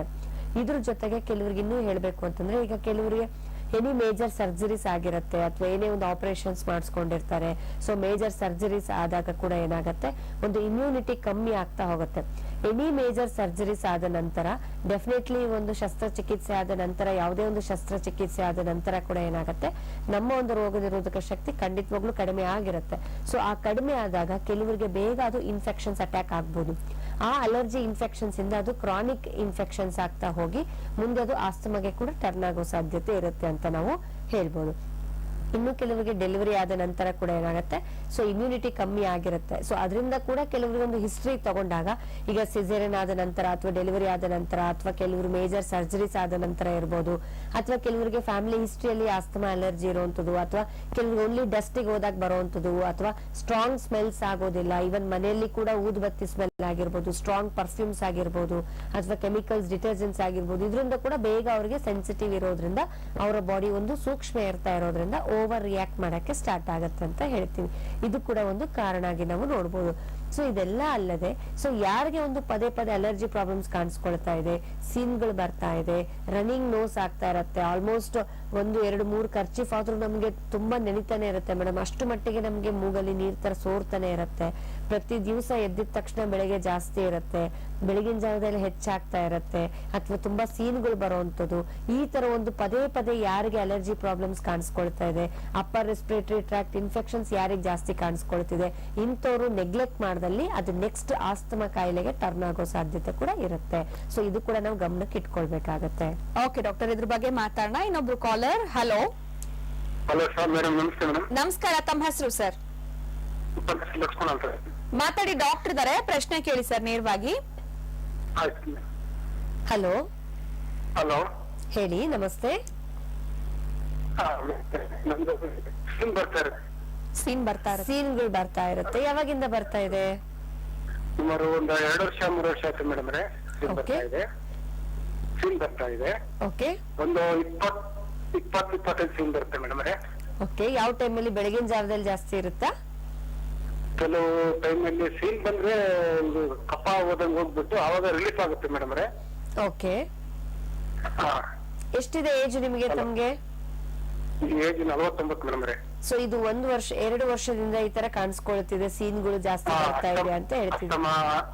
ಅಸ್ತಮಾ ಅಂತ ಏನೋ ಒಂದ್ಸರಿ ಟ್ರೀಟ್ಮೆಂಟ್ ಕೊಟ್ಟಿದ್ರು ಮೇಡಮ್. ನಾವೀಗ ಸೀದಾ ಮಾತ್ರ ಸಿಗ್ತಾ ಇದ್ದೀನಿ. ಕೆಲವು ಟೈಮ್ ಸೀದಾ ಮಾತ್ರ ಸಿಗ್ತೀನಿ. ಮಾತ್ರ ತಗೊಳ್ತಾ ಇದ್ದೀರಾ? ಮಾತ್ರ ತಗೊಳ್ತಿಲ್ಲ ಮೇಡಮ್. ಸೇದೆ ಮಾತ್ರ ತಗೊಂಡಾಗ ಇದು ಕಣ್ಣು ಕಟ್ತಾ ಬರುತ್ತೆ. ಆಸ್ತಮಾಗೆ ಮಾತ್ರ ಕೊಡ್ತಾ ಇದ್ದಾರಾ? ಇಲ್ಲ, ಈಗ ಅದು ಮಾತ್ರ ಇದ್ರಲ್ಲಿ ಡಬ್ಬದಲ್ಲಿ ಬರುತ್ತೆ, ಒಂದು 10-20 ತರ. ಅದನ್ನ ತಗೊಂಡಾಗ ಕೆಲವು ಟೈಮ್ ಜಾಸ್ತಿ ಆದಾಗ ಡೋಸ್ ಜಾಸ್ತಿ ಆದಾಗ ಕಣ್ ಕಡ್ಸ ಬರ್ತಾ ಏನೋ ಅಂತ ಗೊತ್ತಾಗ್ತಾ ಇಲ್ಲ. ಓಕೆ, ಈಗ ಯೂಶಲಿ ನಾವು ಡೋಸ್ ಜಾಸ್ತಿ ಆದ ಕಣ್ ಕಡ್ತಾ ಅನ್ನೋದಕ್ಕಿಂತನೂ ಅಲರ್ಜಿ ಜಾಸ್ತಿ ಆದಂಗೆಲ್ಲ ನಮ್ಮ ಒಂದು ಎಸ್ಪೆಷಲಿ ನಮ್ಮ ದೇಹದಲ್ಲಿ ಸ್ಕಿನ್ ಅಲ್ಲಿ ಆಗಿರ್ಬೋದು ನವೆ ಬರುವಂತದ್ದು, ಅಥವಾ ಕಣ್ಣು ಕೆಳಗಡೆ ನವೆ ಬರುವಂತದ್ದು, ಅಥವಾ ಕಣ್ಣಲ್ಲಿ ನವೆ ಬರುವಂತದ್ದು, ಮೂಗಲ್ಲಿ, ಗಂಟ್ಲದಲ್ಲಿ, ಕಿವಿಯಲ್ಲಿ ನವೆ ಬರುವಂತದ್ದು, ಈ ತರ ಅಲರ್ಜಿ ಪ್ರಾಬ್ಲಮ್ಸ್ ಜಾಸ್ತಿ ಇದ್ದವ್ರಂತಾರ್ರಿ, ಯಾರಲ್ಲಿ ಅಲರ್ಜಿ ರಕ್ತದಲ್ಲಿ ಜಾಸ್ತಿ ಇರೋಂತವರಲ್ಲಿ ಈ ತರ ಒಂದು ಇಚ್ಚಿಂಗ್ ಬರ್ತಾ ಇರುತ್ತೆ, ಕೆರೆತ ಬರ್ತಾ ಇರುತ್ತೆ. ಸೊ ಇದ್ರ ಜೊತೆಗೆ ನಿಮಗೆ ಆಲ್ರೆಡಿ ನಿಮ್ಗೆ ಸೀನ್ಗಳು ಜಾಸ್ತಿ ಬರ್ತಾ ಇದೆ ಅಂದ್ರೆ ಇದೆಲ್ಲ ಅಲರ್ಜಿಕ್ ಸಿಂಪ್ಟಮ್ಸ್ ಅಂತ ಹೇಳ್ತೀವಿ ನಾವು. ಅಂದ್ರೆ ಅಲರ್ಜಿಕ್ ಸಿಂಪ್ಟಮ್ಸ್, ಅಲರ್ಜಿಕ್ ರೈನೈಟಿಸ್ ತರ ತೊಂದರೆ ಇರೋಂತವ್ರಿಗೆ ಬೇಗ ಸೀನ್ಗಳು ಬರುವಂತದ್ದು, ನೆಗಡಿ ಶೀತ ಬರುವಂತದ್ದು, ಅಥವಾ ನೆವೆ ಬರುವಂತದ್ದು ಆಗ್ತಾ ಇರುತ್ತೆ. ಸೊ ನೀವು ಆಲ್ರೆಡಿ ಟ್ರೀಟ್ಮೆಂಟ್ ತಗೊಳ್ತಾ ಇದ್ದೀರಾ, ನಿಮ್ಗೆ ಸ್ಪಷ್ಟತನೇ ನಿಮ್ಗೆ ಅಲರ್ಜಿಕ್ ಕೊಡ್ತಾ ಇದ್ದಾರೋ ಅಥವಾ ಆಸ್ತಮಾ ಕೊಡ್ತಾ ಇದ್ದಾರೋ ಗೊತ್ತಿಲ್ಲ. ಸೊ ಅಥವಾ ನಿಮಗೆ ಟ್ಯಾಬ್ಲೆಟ್ ಏನಕ್ಕಂತ ಹೇಳಿ ಕೊಡ್ತಾ ಇದ್ದಾರೆ? ಹಲೋ ಹಲೋ ಹಲೋ ಯಾವ ಸಮಸ್ಯೆಗಂತ ನಿಮ್ಗೆ ಟ್ಯಾಬ್ಲೆಟ್ ಕೊಡ್ತಾ ಇದ್ದಾರೆ? ಮೇಡಮ್ ಯಾವ ತೊಂದರೆಗೆ ಅಂತ ಟ್ಯಾಬ್ಲೆಟ್ ಕೊಡ್ತಾ ಇದ್ದಾರೆ? ಅದೇ ಮೇಡಮ್ ಅಸ್ತಮಾ ಕಾರ್ಡ್ ಅಂತ ಏನೋ ಒಂದ್ಸರಿ ಹೇಳಿ. ಓಕೆ, ಈಗ ಯೂಶಲಿ ಟ್ಯಾಬ್ಲೆಟ್ ಒಂದ್ಸರಿ ಬರ್ಕೊಟ್ಟಿದ್ರು ಮೇಡಮ್. ಎಳ್ಕೊಳಕ್ಕೆ ಏನಾದ್ರು ಕೊಟ್ಟಿದಾರ? ಎಳ್ಕೊಳ್ಳೋದಕ್ಕೆ ಇನ್ಹೇಲರ್? ಟಿವಿ ನೋಡ್ಕೊಂಡು ಮಾತಾಡ್ಬೇಡಿ ಸರ್, ದಯವಿಟ್ಟು ಟಿವಿ ವಾಲ್ಯೂಮ್ ನ ಕಡಿಮೆ ಮಾಡಿ. ಡಾಕ್ಟರ್ ಹೇಳ್ತಾ ಇರೋ ಪ್ರಶ್ನೆಗಳಿಗೆ ಉತ್ತರ ಕೊಡಿ. ಮಿಷಿನ್ ಕೊಟ್ಟಿದ್ದಾರೆ ಹೇಳ್ಕೊಳಕ್ಕೆ. ಮಿಷಿನ್ ಕೊಟ್ಟಿದ್ದಾರೆ ಎಳ್ಕೊಳಕ್ಕೆ. ಸಿ ಯೂಶಲಿ ಇದು ಯಾವ ಟೈಮ್ ಅಲ್ಲಿ ಕೊಡ್ತಾರೆ ಮಿಷಿನ್ ಎಲ್ಲ ಎಳ್ಕೊಳಕ್ ಅಂದ್ರೆ ಖಂಡಿತವಾಗ್ಲೂ ಆಸ್ತಮಾಗೆ ಅಥವಾ ಉಸಿರಾಟಕ್ಕೆ ಕಷ್ಟ ಆಗ್ತಾ ಇದೆ, ಬ್ರೀತಿಂಗ್ ಪ್ರಾಬ್ಲಮ್ ಆಗ್ತಿದೆ ಅನ್ನೋರಿಗೆ ಕೊಡ್ತಾರೆ ಮಿಷಿನ್ ಕೊಡುವಂಥದ್ದು, ಎಳ್ಕೊಳ್ಳೋದು, ಅಥವಾ ಸ್ಪ್ರೇ ಹಾಕೊಳ್ಳೋದು, ನೆಬುಲೈಸೇಷನ್ ಹಾಕೊಳ್ಳೋದು, ಈ ತರ ಮಾಡ್ತಾ ಇರ್ತೀರಾ. ನಿಮ್ಗೆ ಸ್ವಲ್ಪ ಆ ಟೈಮ್ ಅಲ್ಲಿ ತಗೊಂಡಾಗ ಔಷಧಿಗಳ ತರ ಟ್ಯಾಬ್ಲೆಟ್ಸ್ ಮಾಡಿದಾಗ ಸ್ವಲ್ಪ ಕಡಿಮೆ ಆಗುತ್ತೆ, ಉಸಿರಾಟಕ್ಕೆಲ್ಲ ಕ್ಲಿಯರ್ ಆಗುತ್ತೆ, ಮತ್ತೆ ತಿರ್ಗಾ ಅದೇ ತರ ಕಾಣಿಸ್ಕೊಳ್ತಾ ಇರುತ್ತೆ. ಸೊ ಜೊತೆಗೆ ನೀವು ಅಲರ್ಜಿ ಮಾತ್ರೆಗಳು ಕೂಡ ತಗೊಳ್ತಾ ಇದ್ದಾಗ ಕಮ್ಮಿ ಆಗುತ್ತೆ, ತಿರ್ಗಾ ಮತ್ತೆ ಶುರು ಆಗ್ತಾ ಇರುತ್ತೆ. ಸೊ ಇದೇ ತರ ನಿಮ್ಗೆ ಕಾಣಿಸ್ಕೊಳ್ತಿದೆ 2 ವರ್ಷದಿಂದ, ಈಗ ಆಸ್ತಮಾ ಕಾಯಿಲೆ ಅಂತ ಹೇಳಿದ್ರೆ ಅಂದ್ರೆ ಖಂಡಿತವಾಗ್ಲೂ ಇನ್ನು ತಡ ಮಾಡ್ಕೊಳಕ್ ಹೋಗ್ಬೇಡಿ. ಯಾಕಂದ್ರೆ ಈಗ ಇಚ್ಚಿಂಗ್ ಕೂಡ ಶುರು ಆಗ್ತಿದೆ ಅಂದ್ರೆ ಸೀನ್ಗಳು ಕೂಡ ಬರ್ತಾ ಇದಾವೆ, 20-25 ಸೀನ್ ಬರ್ತವೆ ದಿನಕ್ಕೆ, ಅಂದ್ರೆ ಡೆಫಿನೆಟ್ಲಿ ಅದು ಜಾಸ್ತಿ ಆಗ್ತಾ ಇದೆ. ಸೊ ಅಟ್ ಲೀಸ್ಟ್ ನೀವು ಇನ್ನೂ ತಡ ಮಾಡ್ಕೊಂಡು ಅಲರ್ಜಿಯಿಂದ ಕೂಡ ಆಸ್ತಮಾ ಜಾಸ್ತಿ ಆಗ್ತಾ ಹೋದ್ರೆ ಮತ್ತಷ್ಟು ನಿಮ್ಗೆ ಉಸಿರಾಟದ ಸಮಸ್ಯೆಗಳು ಹೆಚ್ಚಾಗೋ ಸಾಧ್ಯತೆ ಇರುತ್ತೆ. ಹಾಗಾಗಿ ಫಸ್ಟ್ ನಿಮ್ಮ ಒಂದು ರೋಗ ನಿರೋಧಕ ಶಕ್ತಿ ಹೆಚ್ಚು ಮಾಡ್ಕೊಳ್ಳೋದಕ್ಕೆ ಟ್ರೀಟ್ಮೆಂಟ್ ಕೊಡ್ತಾ ಹೋದಲ್ಲಿ ನಾವು ಆ ಒಂದು ಅಲರ್ಜಿ ಸಿಂಪ್ಟಮ್ಸ್ ಕೂಡ ಕಡಿಮೆ ಆಗ್ತಾ ಹೋಗುತ್ತೆ.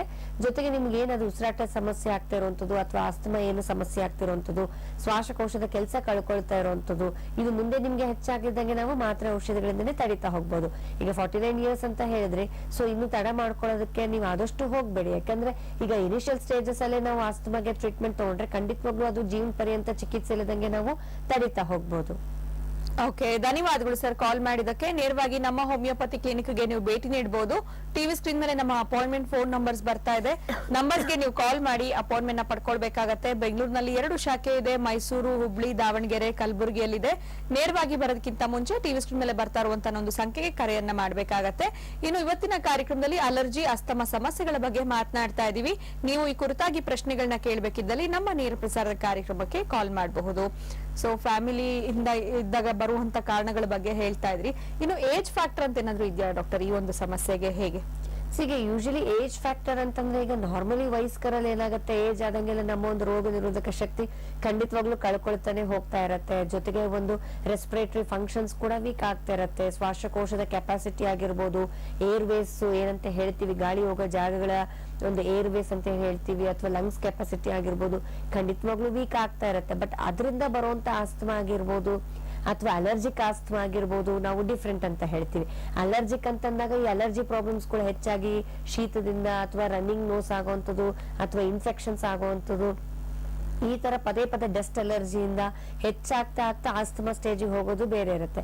ಕೆಲವರಿಗೆ ಲಂಗ್ಸ್ ಫಂಕ್ಷನಿಂಗ್ ಕಳ್ಕೊಳ್ತಾ ಇರುವಂತದ್ದು, ಶ್ವಾಸಕೋಶದ ಕೆಲಸ ವೀಕ್ ಆಗ್ತಾ ಇರುವಂತದ್ದು, ಇದರಿಂದ ಏಜ್ ಫ್ಯಾಕ್ಟರ್ ಇಂದ ಇಮ್ಯುನಿಟಿ ವೀಕ್ ಆಗ್ತಾ ಇರುವಂತದ್ದು, ರೋಗ ನಿರೋಧಕ ಶಕ್ತಿ ಕಳ್ಕೊಳ್ತಾ ಇರುವಂತದ್ದು, ಇದರಿಂದ ಕೂಡ ಡೆಫಿನೆಟ್ಲಿ ಅವರೊಂದು ಶ್ವಾಸಕೋಶದ ಮೇಲೆ ಪರಿಣಾಮ ಬೀಳೋ ಸಾಧ್ಯತೆ ಇರುತ್ತೆ. ಇದರಿಂದ ಆಸ್ತಮಾ ಕಾಯಿಲೆ ಬರೋ ಸಾಧ್ಯತೆ ಕೂಡ ಇರುತ್ತೆ. ಬಟ್ ಇದು ನಾವೇನ್ ಹೇಳ್ತೀವಿ, ಎಲ್ಲರಲ್ಲೂ ಏಜ್ ಫ್ಯಾಕ್ಟರ್ ನಂತರ ಆಸ್ತಮಾ ಬರುತ್ತೆ ಅಂತ ಖಂಡಿತವಾಗ್ಲೂ ಇಲ್ಲ. ಯಾರೋ ಒಂದು ರೋಗ ನಿರೋಧಕ ಶಕ್ತಿ ಪೂರ್ತಿ ಕಳ್ಕೊಂತಾ ಇರತ್ತೆ ಅಂತವರಲ್ಲಿ ಮಾತ್ರ ನಾವು ಈ ಒಂದು ಅಲರ್ಜಿ ಆಸ್ತಮಾ ಬರೋ ಸಾಧ್ಯತೆ ಇರುತ್ತೆ. ಸೊ ಆ ತರ ಇರೋರು ನಾವು ಇನಿಷಿಯಲ್ ಆಗಿ ಟ್ರೀಟ್ಮೆಂಟ್ ತಗೊಂಡ್ರೆ ಖಂಡಿತವಾಗ್ಲೂ ಅವ್ರಿಗೆ ಮುಂದೆ ಅದು ಲೈಫ್ ಲಾಂಗ್ ಇಲ್ದಂಗೆ ನಾವು ತಡೀತಾ ಹೋಗ್ಬೋದು. ಓಕೆ, ಇನ್ನೊಬ್ರು ಕಾಲರ್ ಇದಾರೆ. ಹಲೋ, ನಮಸ್ಕಾರ. ಹೇಳಿ ಸರ್, ತಮ್ಮ ಹೆಸರು, ಯಾವ್ರಿಂದ ಕರೆ ಮಾಡ್ತಿದ್ದೀರಾ? ಮೇಡಮ್ ನಾವು ರಾಯಚೂರಿಂದ ಮಾತಾಡ್ತಾ ಇದೀವಿ. ತಮ್ಮ ಹೆಸರು ಸರ್? ನನ್ನ ಹೆಸರು ಮಹಬೂಬ್ ಪಾಷಾ ಅಂತ ಮೇಡಮ್. ಮಾತಾಡಿ, ಡಾಕ್ಟರ್ ಇದಾರೆ, ಪ್ರಶ್ನೆ ಕೇಳ್ಬೋದು. ಕೇಳ್ತೀನಿ madam. Hello, Mehboob Pasha madam. ಹೇಳಿ ಮೆಹಬೂಬ್ ಅವರೇ, ಏನ್ ಸಮಸ್ಯೆ ಇದೆ? ನಮಸ್ತೆ ಮೇಡಮ್, ನಮ್ಮ ಮಿಸ್ಸಸ್ಗೆ ನೋಡಿ ಇವಾಗ ಈಗ ಅಲರ್ಜಿಗೋಸ್ಕರ ಕೆಮ್ಮು, ಬೆಳಿಗ್ಗೆ ನಗಡಿ ಕೆಮ್ಮು ಒಟ್ಟೊಟ್ಟಿಗೆ ಬಂದ್ಬಿಡ್ತಾವ್ರೆ ಮೇಡಮ್.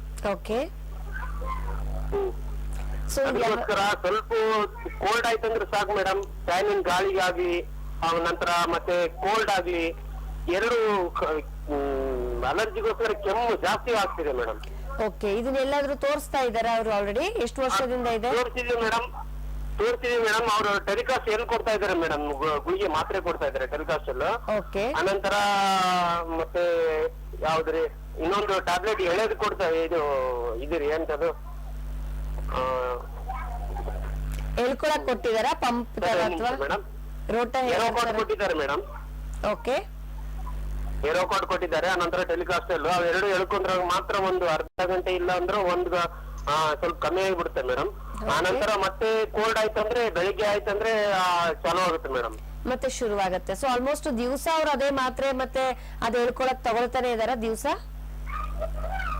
ಈ ಟೆಲಿಕಾಸ್ಟ್ ಎಲ್ಲಿ ತಗೊಂತಾ ಇದಾರೆ, ಏರೋಕಾಟ್ ತಗೊಂತಾ ಇದಾರೆ ಮೇಡಮ್. ಅದ್ರ ಪ್ರತಿ ದಿವಸ ತಗೊಳ್ತಾ ಇದಾರೆ? ಇಲ್ಲ ರೀ ಮೇಡಮ್, ಕೋಲ್ಡ್ ಇವಾಗ ಚಳಿಗಾಲ ಬಂತಂದ್ರೆ ಓಕೆ, ಅವಾಗ ಸ್ಟಾರ್ಟ್ ಆಗುತ್ತೆ ಮೇಡಮ್ ಅದು. ಸೊ ಆಗ ತಕ್ಷಣಕ್ಕೆ ತಗೊಳ್ತಾರೆ, ಸ್ವಲ್ಪ ಕಡಿಮೆ ಆಗುತ್ತೆ, ಮತ್ತೆ ತಿರ್ಗಾ ಶೀತ ಬೆಳಿಗ್ಗೆ ಇದ್ರೆ ಮತ್ತೆ ಪುರಾ ಕೋಲ್ಡ್ ಈ ತರ ಅಲರ್ಜಿ ಆಯ್ತು ಅಂದ್ರೆ ಮತ್ತೆ ತಿರ್ಗಾ ತಗೊಳ್ತಾರೆ. ಮತ್ತೆ ಸ್ವಲ್ಪ ಆನಂತರ ಇದ್ರಿ ಏನಂತಾರಲ್ರಿ, ಹಾಸಿ ಇದು ಸೀನ್ಗಳು ಜಾಸ್ತಿ ಬರುತ್ತಾ? ಸೀನ್ ಬರ್ತದೆ ಮೇಡಮ್. ಓಕೆ, ಸೊ ಸೀನ್ಗಳು ಜಾಸ್ತಿ ಬರ್ತಾ ಇರುತ್ತೆ. ಅದ್ ಜೊತೆಗೆ ನೆಗಡಿ ಕೂಡ ಮೂಗಲ್ ನೀರ್ ತರ ಸೋರೋದು, ಮೂಗಲ್ ನವೆ ಆಗೋದು, ಇಚ್ಚಿಂಗ್ ಆಗೋದೆಲ್ಲ ಆಗ್ತಾ ಇರುತ್ತಾ? ಹೌದ್ರಿ ಮೇಡಮ್. ಸೊ ಎಲ್ಲ ಅಲರ್ಜಿಕ್ ಪ್ರಾಬ್ಲಮ್ಸ್ ಎಷ್ಟು ವರ್ಷದಿಂದ ಇದೆ ಅವ್ರಿಗೆ? ಇವಾಗ ಎಷ್ಟು ವರ್ಷದಿಂದ? 3 ವರ್ಷ 4 ವರ್ಷ ಆಯ್ತು ಮೇಡಮ್. ಓಕೆ, ಸೊ ಈಗ ಏನಾದ್ರು ಅವ್ರಿಗೆ ಉಪ್ಸ ಆಗ್ತಾ ಇರೋಂಥದ್ದು, ಉಸಿರಾಟದ ಸಮಸ್ಯೆ ಆಗ್ತಿರೋಂಥದ್ದು ಕೂಡ ಏನಾದ್ರು ಕಾಣಿಸ್ಕೊಳ್ತಾ ಇದೆಯಾ? ಉಸಿರಾಟ ಏನ್ ಸಮಸ್ಯೆ ಇಲ್ರಿ. ಅದ ನಂತರ ಇವಾಗ ಟೆಲಿಕಾಸ್ಟ್ ಅಲ್ಲಿ ಏರೋಕಾಟ್ ತಗೊಂಡಾಗ ಮಾತ್ರ ಅದು ಕಮ್ಮಿ ಆಗುತ್ತೆ ರೀ. ಓಕೆ, ಗೊತ್ತಾಯ್ತು. ಆ ಟೈಮಲ್ಲಿ ಏನಾದ್ರು ಉಸಿರಾಟ ಕೂಡ ಕಷ್ಟ ಆಗುತ್ತಾ ಅವ್ರಿಗೆ, ಅಥವಾ ಬರೀ ಕೆಮ್ಮು ಅಷ್ಟೇ ಇರುತ್ತಾ? ಇಲ್ಲ ಮೇಡಮ್, ಕೆಮ್ಮು ಅನಂತರ ಇದು ಸೀನ್ ಅಂತಾರಲ್ಲ ಮೇಡಮ್. ಗೊತ್ತಾಯ್ತು. ಇದನ್ನ ನಾವು ಬ್ರಾಂಕೈಟಿಸ್ ಅಂತ ಕೂಡ ಹೇಳ್ತೀವಿ, ಯಾಕಂದ್ರೆ ಪದೇ ಪದೇ ಕೆಮ್ಮು ಜಾಸ್ತಿ ಬರ್ತಾ ಇದೆ ಅಂತಂದಾಗ ಇದಕ್ಕೆ ಅಕ್ಯೂಟ್ ಮತ್ತು ಕ್ರಾನಿಕ್ ಬ್ರಾಂಕೈಟಿಸ್ ಅಂತ ಕೂಡ ಹೇಳ್ತೀವಿ. ಅಂದ್ರೆ ತುಂಬಾ ದಿವಸಗಳಿಂದ ಇರುವಂತ ಸಮಸ್ಯೆನ ನಾವು ಕ್ರಾನಿಕ್ ಪ್ರಾಬ್ಲಮ್ ಅಂತ ಹೇಳ್ತೀವಿ. ಸೊ ಈ ಕ್ರಾನಿಕ್ ಬ್ರಾಂಕೈಟಿಸ್ ಇರುವಂತವ್ರಿಗೆ ಪದೇ ಪದೇ ಕೆಮ್ಮು ಜಾಸ್ತಿ ಬರುವಂತದ್ದು ಹೆಚ್ಚಾಗಿ ನಾವು ನೋಡ್ತೀವಿ. ಜೊತೆಗೆ ಅಲರ್ಜಿಕ್ ರೈನೈಟಿಸ್ ಪ್ರಾಬ್ಲಮ್, ಮೂಗಲ್ಲಿ ಕೂಡ ನೆಗಡಿ ಶೀತ ಬೇಗ ಆಗುವಂತದ್ದು, ಸೀನ್ ಜಾಸ್ತಿ ಬರುವಂತದ್ದು, ಅಲರ್ಜಿ ಪ್ರಾಬ್ಲಮ್ಸ್ ಕೂಡ ಕಾಣಿಸ್ಕೊಳ್ತಿದೆ. ಜೊತೆಗೆ ಅದು ಹೆಚ್ಚಾಗಿ ಈಗ ಬ್ರಾಂಕೈಟಿಸ್ಗೂ ಬರ್ತಾ ಇದೆ, ಅಂದ್ರೆ ಚೆಸ್ಟ್ಗೂ ಕೂಡ ಬ್ರಾಂಕಸ್ಗೂ ಕೂಡ ಇನ್ಫೆಕ್ಷನ್ ಆಗ್ತಾ ಇದೆ. ಸೊ ಈ ತರ ಇದ್ದಾಗ ನೀವು ತಗೊಳ್ತಿದ್ರೆ ಹೇಳಿದ್ರಿ ಟ್ಯಾಬ್ಲೆಟ್ ಅಥವಾ ಇನ್ಹೇಲರ್ ತಗೊಂಡ್ರೆ ಮಾತ್ರ ಕಮ್ಮಿ ಆಗುತ್ತೆ ಆ ತಕ್ಷಣಕ್ಕೆ, ಅದರ್ವೈಸ್ ಕಮ್ಮಿ ಆಗೋದಿಲ್ಲ ಅಂತ ಹೇಳ್ತಾ ಇದ್ದೀರಾ. ಈಗ 3-4 ವರ್ಷದಿಂದ ಸಫರ್ ಮಾಡ್ತಾ ಇದೀವಿ, ನಮಗೆ ತಕ್ಷಣಕ್ಕಷ್ಟೇ ರಿಲೀಫ್ ಸಿಗ್ತಾ ಇದೆ, ಕಾಯಿಲೆ ಕಡಿಮೆ ಆಗ್ತಾ ಇಲ್ಲ, ಇನ್ನು ನಮಗೆ ಚಿಕಿತ್ಸೆಯಿಂದ ಅಟ್ಲೀಸ್ಟ್ ಒಂದಿಷ್ಟು % ಪರವಾಗಿಲ್ಲ ಅಂತ ಹೇಳ್ಕೊಳಕ್ ಕಷ್ಟ ಆಗ್ತಿದೆ, ಜಸ್ಟ್ ಟೆಂಪರರಿ ಅಷ್ಟೇ ರಿಲೀಫ್ ಸಿಗ್ತಾ ಇದೆ ಅಂತ ಹೇಳ್ತಾ ಇರೋದ್ರಿಂದ ಡೆಫಿನೆಟ್ಲಿ ನೀವು ಏನೇ ಟ್ರೀಟ್ಮೆಂಟ್ ಮಾಡಿದ್ರು ತಕ್ಷಣಕ್ಕೆ ರಿಲೀಫ್ ಆಗೋದಕ್ಕೆ ಖಂಡಿತವಾಗ್ಲೂ ತಗೊಳ್ಬಹುದು, ನಾವು ಬೇಡ ಅಂತ ಹೇಳೋದಿಲ್ಲ. ಬಟ್ ಆ ತಕ್ಷಣಕ್ಕೆ ನೀವು ರಿಲೀಫ್ ಮಾಡ್ಕೊಳ್ಳೋಷ್ಟೇ ಅಲ್ಲದೆ ಆ ಕಾಯಿಲೆನ ಕೂಡ ಕಂಟ್ರೋಲ್ ಮಾಡ್ಕೊಂಡ್ರೆ ಮುಂದೆ ಆ ಕಾಯಿಲೆದಿಂದ ಆಸ್ತಮಾ ಸ್ಟೇಜಿಗೆ ಹೋಗೋದನ್ನಾದ್ರೂ ನಾವು ತಡಿತಾ ಹೋಗ್ಬೋದು. ಯಾಕಂದ್ರೆ ಇನಿಷಿಯಲ್ ಸ್ಟೇಜಸ್ ಅಲ್ಲಿ ನಾವ್ ಏನ್ ಹೇಳ್ತೀವಿ ಅಪ್ಪರ್ ರೆಸ್ಪಿರೇಟರಿ ಕಾಣಿಸುತ್ತೆ, ಬಟ್ ಈಗ ಅವ್ರಿಗೆ ಲೋವರ್ ರೆಸ್ಪಿರೇಟರಿ ಕೂಡ ಇನ್ಫೆಕ್ಷನ್ ಆಗ್ತಾ ಇದೆ, ಅಂದ್ರೆ ಚೆಸ್ಟ್ ಕೂಡ ಇನ್ಫೆಕ್ಷನ್ ಹೋಗ್ತಾ ಇದೆ. ಸೊ ಈಗ್ಲೂ ಕೂಡ ನಾವು ತಡ ಮಾಡ್ಕೊಂಡ್ರೆ ಡೆಫಿನೆಟ್ಲಿ ಅದು ಲಂಗ್ಸ್ ಗೆ, ಏರ್ವೇಸ್ ಗೆ, ಗಾಳಿ ಹೋಗೋ ಶ್ವಾಸಕೋಶದ ನಾಳಗಳಿಗೆ ಕೂಡ ಅದು ಎಫೆಕ್ಟ್ ಆಗೋ ಸಾಧ್ಯತೆ ಇರುತ್ತೆ. ಇದರಿಂದ ಅವ್ರಿಗೆ ಉಪ್ಸ ಬರುವಂತದ್ದು ಅಥವಾ ಗಾಳಿ ಹೋಗೋ ಜಾಗಗಳು ಬ್ಲಾಕ್ ಆಗೋದ್ರಿಂದ ಅವ್ರಿಗೆ ಉಸಿರಾಡಕ್ ಕಷ್ಟ ಆಗುವಂತದ್ದು, ಈ ತರ ತೊಂದರೆಗಳು ಕೂಡ ಬರೋಕೆ ಸ್ಟಾರ್ಟ್ ಆಗುತ್ತೆ. ಸೊ ಆ ಮಟ್ಟಕ್ಕೆ ಹೋಗೋಕ್ಕಿಂತ ಮುಂಚೆನೆ ನೀವು ತಡೆಗೆಟ್ಕೊಂಡ್ರೆ ಖಂಡಿತವಾಗ್ಲೂ ಆಸ್ತಮಾ ಇಲ್ದಂಗೆ ನಾವು ಆಸ್ತಮಾ ಸ್ಟೇಜಸ್ಗೆ ಹೋಗೋದನ್ನ ತಡಿಬಹುದು.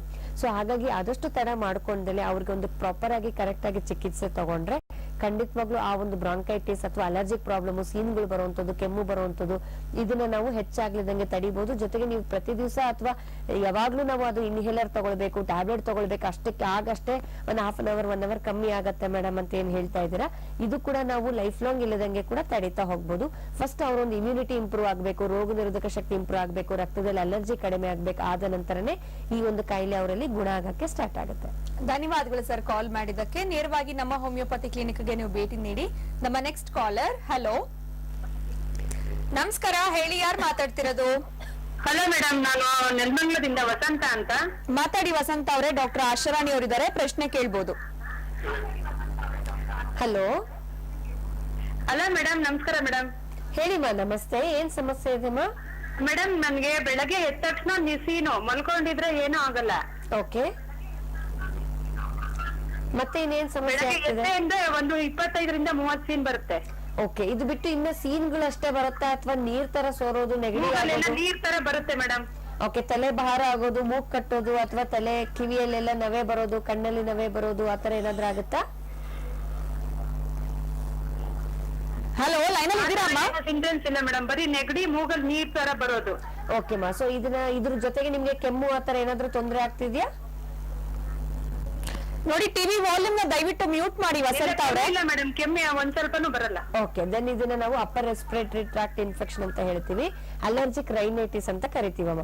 ಸೊ ಈ ಅಲರ್ಜಿಕ್ ರೈನೈಟಿಸ್ ಇರೋಂತವ್ರಿಗೆ, ಯಾರು ತುಂಬಾ ಸೂಕ್ಷ್ಮ ಇರೋಂತವ್ರಿಗೆ ಏನಾಗುತ್ತೆ, ಯಾವುದೇ ಒಂದು ಅಲರ್ಜನ್ ಅಥವಾ ಒಂದು ಡಸ್ಟ್ ಪಾರ್ಟಿಕಲ್ಸ್ ಇರ್ಬೋದು, ಅಥವಾ ಏನೇ ಒಂದು ಇವನ್ ಡಸ್ಟ್ ಕೆಮಿಕಲ್ಸ್ ಅಥವಾ ಏನೇ ಒಂದು ಸ್ಟ್ರಾಂಗ್ ಸ್ಮೆಲ್ ಅಥವಾ ಏನೇ ಒಂದು ಧೂಳು ಹೊಗೆ ವಾತಾವರಣದಲ್ಲಿ ಏನಾಗುತ್ತೆ, ಯಾವಾಗ ಆ ಒಂದು ಅಲರ್ಜನ್ ಎಂಟರ್ ಆಗುತ್ತೆ ತಕ್ಷಣಕ್ಕೆ ನಮ್ಮ ಬಾಡಿ ಓವರ್ ರಿಯಾಕ್ಟ್ ಮಾಡಕ್ಕೆ ಸ್ಟಾರ್ಟ್ ಆಗುತ್ತೆ. ಬಿಕಾಸ್ ಆ ಒಂದು ಇನ್ಫೆಕ್ಷನ್ ನ ತಡೆಯುವಂತ ಶಕ್ತಿ ನಮ್ಮ ಬಾಡಿದಾಗಿರುತ್ತೆ.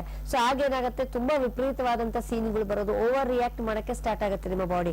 ಬಿಕಾಸ್ ಯಾರಲ್ಲಿ ಒಂದು ಅಲರ್ಜಿಕ್ ಸೆನ್ಸಿಟಿವಿಟಿ ಜಾಸ್ತಿ ಇರ್ತಾರೆ, ರಕ್ತದಲ್ಲಿ ಅಲರ್ಜಿ ಜಾಸ್ತಿ ಇರುತ್ತೆ ಅಥವಾ ರೋಗ ನಿರೋಧಕ ಶಕ್ತಿ ಕಮ್ಮಿ ಆಗ್ತಿರುತ್ತೆ, ಅಂತವರಲ್ಲಿ ಏನಾಗತ್ತಮ್ಮ, ಬೇಗ ಆ ಒಂದು ಸೀನ್ಗಳು ಹೆಚ್ಚು ಬರುವಂತದ್ದು ಅಥವಾ ರನ್ನಿಂಗ್ ನೋಸ್, ನೆಗಡಿ ಬರ್ತಾ ಇರುತ್ತೆ, ನೀರ್ ತರ ಸೋರ್ತಾನೆ ಇರುತ್ತೆ.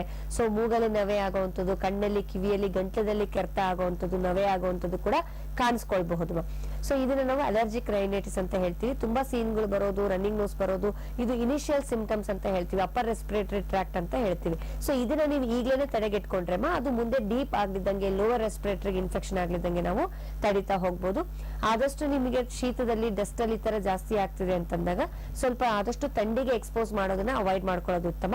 ಸೊ ಬೆಳಗಿನ ಜಾವದಲ್ಲಿ ಎದ್ದ ತಕ್ಷಣ ಕೆಲವರಿಗೆ ತಣ್ಣೀರಲ್ಲಿ ಮುಟ್ಟೋದ್ರಿಂದ ಕೂಡ ಇದು ಜಾಸ್ತಿ ಆಗುತ್ತೆ. ಆದಷ್ಟು ಸ್ವಲ್ಪ ಬಿಸಿ ನೀರಲ್ಲೇ ನೀವು ಮುಖ ತೊಳೆಯುವಂಥದ್ದು, ಬಿಸಿ ನೀರಲ್ಲೇ ಆದಷ್ಟು ಕೈ ಆಡಿಸೋದನ್ನ ನೀವು ಮಾಡೋದ್ರಿಂದ ಸೊ ಅಟ್ ಲೀಸ್ಟ್ ಸ್ವಲ್ಪ ನಿಮಗೆ ಬೆಟರ್ ಆಗ್ಬೋದು. ಬಟ್ ಇದಕ್ಕೆ ನಾವು ಟ್ರೀಟ್ಮೆಂಟ್ ಕೊಡೋದ್ರಿಂದ ಮುಂದೆ ಅದು ಜಾಸ್ತಿ ಆಗ್ಲಿದ್ದಂಗೆ, ಕಾಯಿಲೆ ಡೀಪ್ ಗೆ ಹೋಗ್ಲಿದ್ದಂಗೆ, ಕೆಳಗಡೆ ಭಾಗಕ್ಕೆ ಲೋವರ್ ಇನ್ಫೆಕ್ಷನ್ ಗೆ ಆಗ್ಲಿದ್ದಂಗೆ ನಾವು ಈ ಕಾಯಿಲೆ ನೀವು ಇನಿಷಿಯಲ್ ಸ್ಟೇಜಸ್ ಅಲ್ಲೇ ತೋರಿಸ್ಕೊಂಡ್ರೆ ಸಂಪೂರ್ಣವಾಗಿ ಗುಣ ಮಾಡಬಹುದು. ಧನ್ಯವಾದಗಳಮ್ಮ ಕಾಲ್ ಮಾಡಿದ್ದಕ್ಕೆ. ನೀವು ನೇರವಾಗಿ ಬೆಂಗಳೂರಿಗೆ ಬನ್ನಿ, ನಮ್ಮ ಹೋಮಿಯೋಪತಿ ಕ್ಲಿನಿಕ್ ಗೆ ಭೇಟಿ ಮಾಡಬಹುದು. ಇನ್ನೊಬ್ರು ಕಾಲರ್ ಇದ್ದಾರೆ. ಹಲೋ. ಹಲೋ, ನಮಸ್ಕಾರಮ್ಮ, ತಮ್ಮ ಹೆಸರು? ಹೆಸರು ಯಾವೂರಿಂದ ಕರೆ ಮಾಡ್ತಿದ್ದೀರಾ? ಅಲ್ಲ, ಕೋಟೆಯಿಂದ ಮೇಡಮ್ ಅವ್ರೆ. ಮಾತಾಡಿ, ಡಾಕ್ಟರ್ ಇದಾರೆ, ಏನ್ ತೊಂದ್ರೆ ಇದೆ ಅಂತ ತಿಳಿಸಿ. ಹೇಳ್ತೀನಿ ಮೇಡಮ್. ಹಲೋ, ಹಲೋ, ಹೇಳಿ. ನಮಸ್ತೆ ಮೇಡಮ್. ನಮಸ್ತೆ. ಇದು ಮೂಗು ನೆವೆ ಬರುತ್ತೆ, ಓಕೆ ಮತ್ತೆ ನೆವೆ ಬಂದಾಗ ಸೀನ್ ಬರುತ್ತೆ, ಓಕೆ ಮತ್ತೆ ಇದು ಈ ಉಸಿರಾಟಕ್ಕೆ ಒಂದ್ ಸ್ವಲ್ಪ ಎಳ್ತ ಬಂದಾಗ ಸ್ವಲ್ಪ ಇದಾಗುತ್ತೆ. ಆಗ ಬೆಂಗಳೂರಲ್ಲಿ ಒಬ್ಬ ಡಾಕ್ಟರ್ ಮಾತ್ರೆ ಕೊಟ್ಟಿದ್ರು 3 ತರ.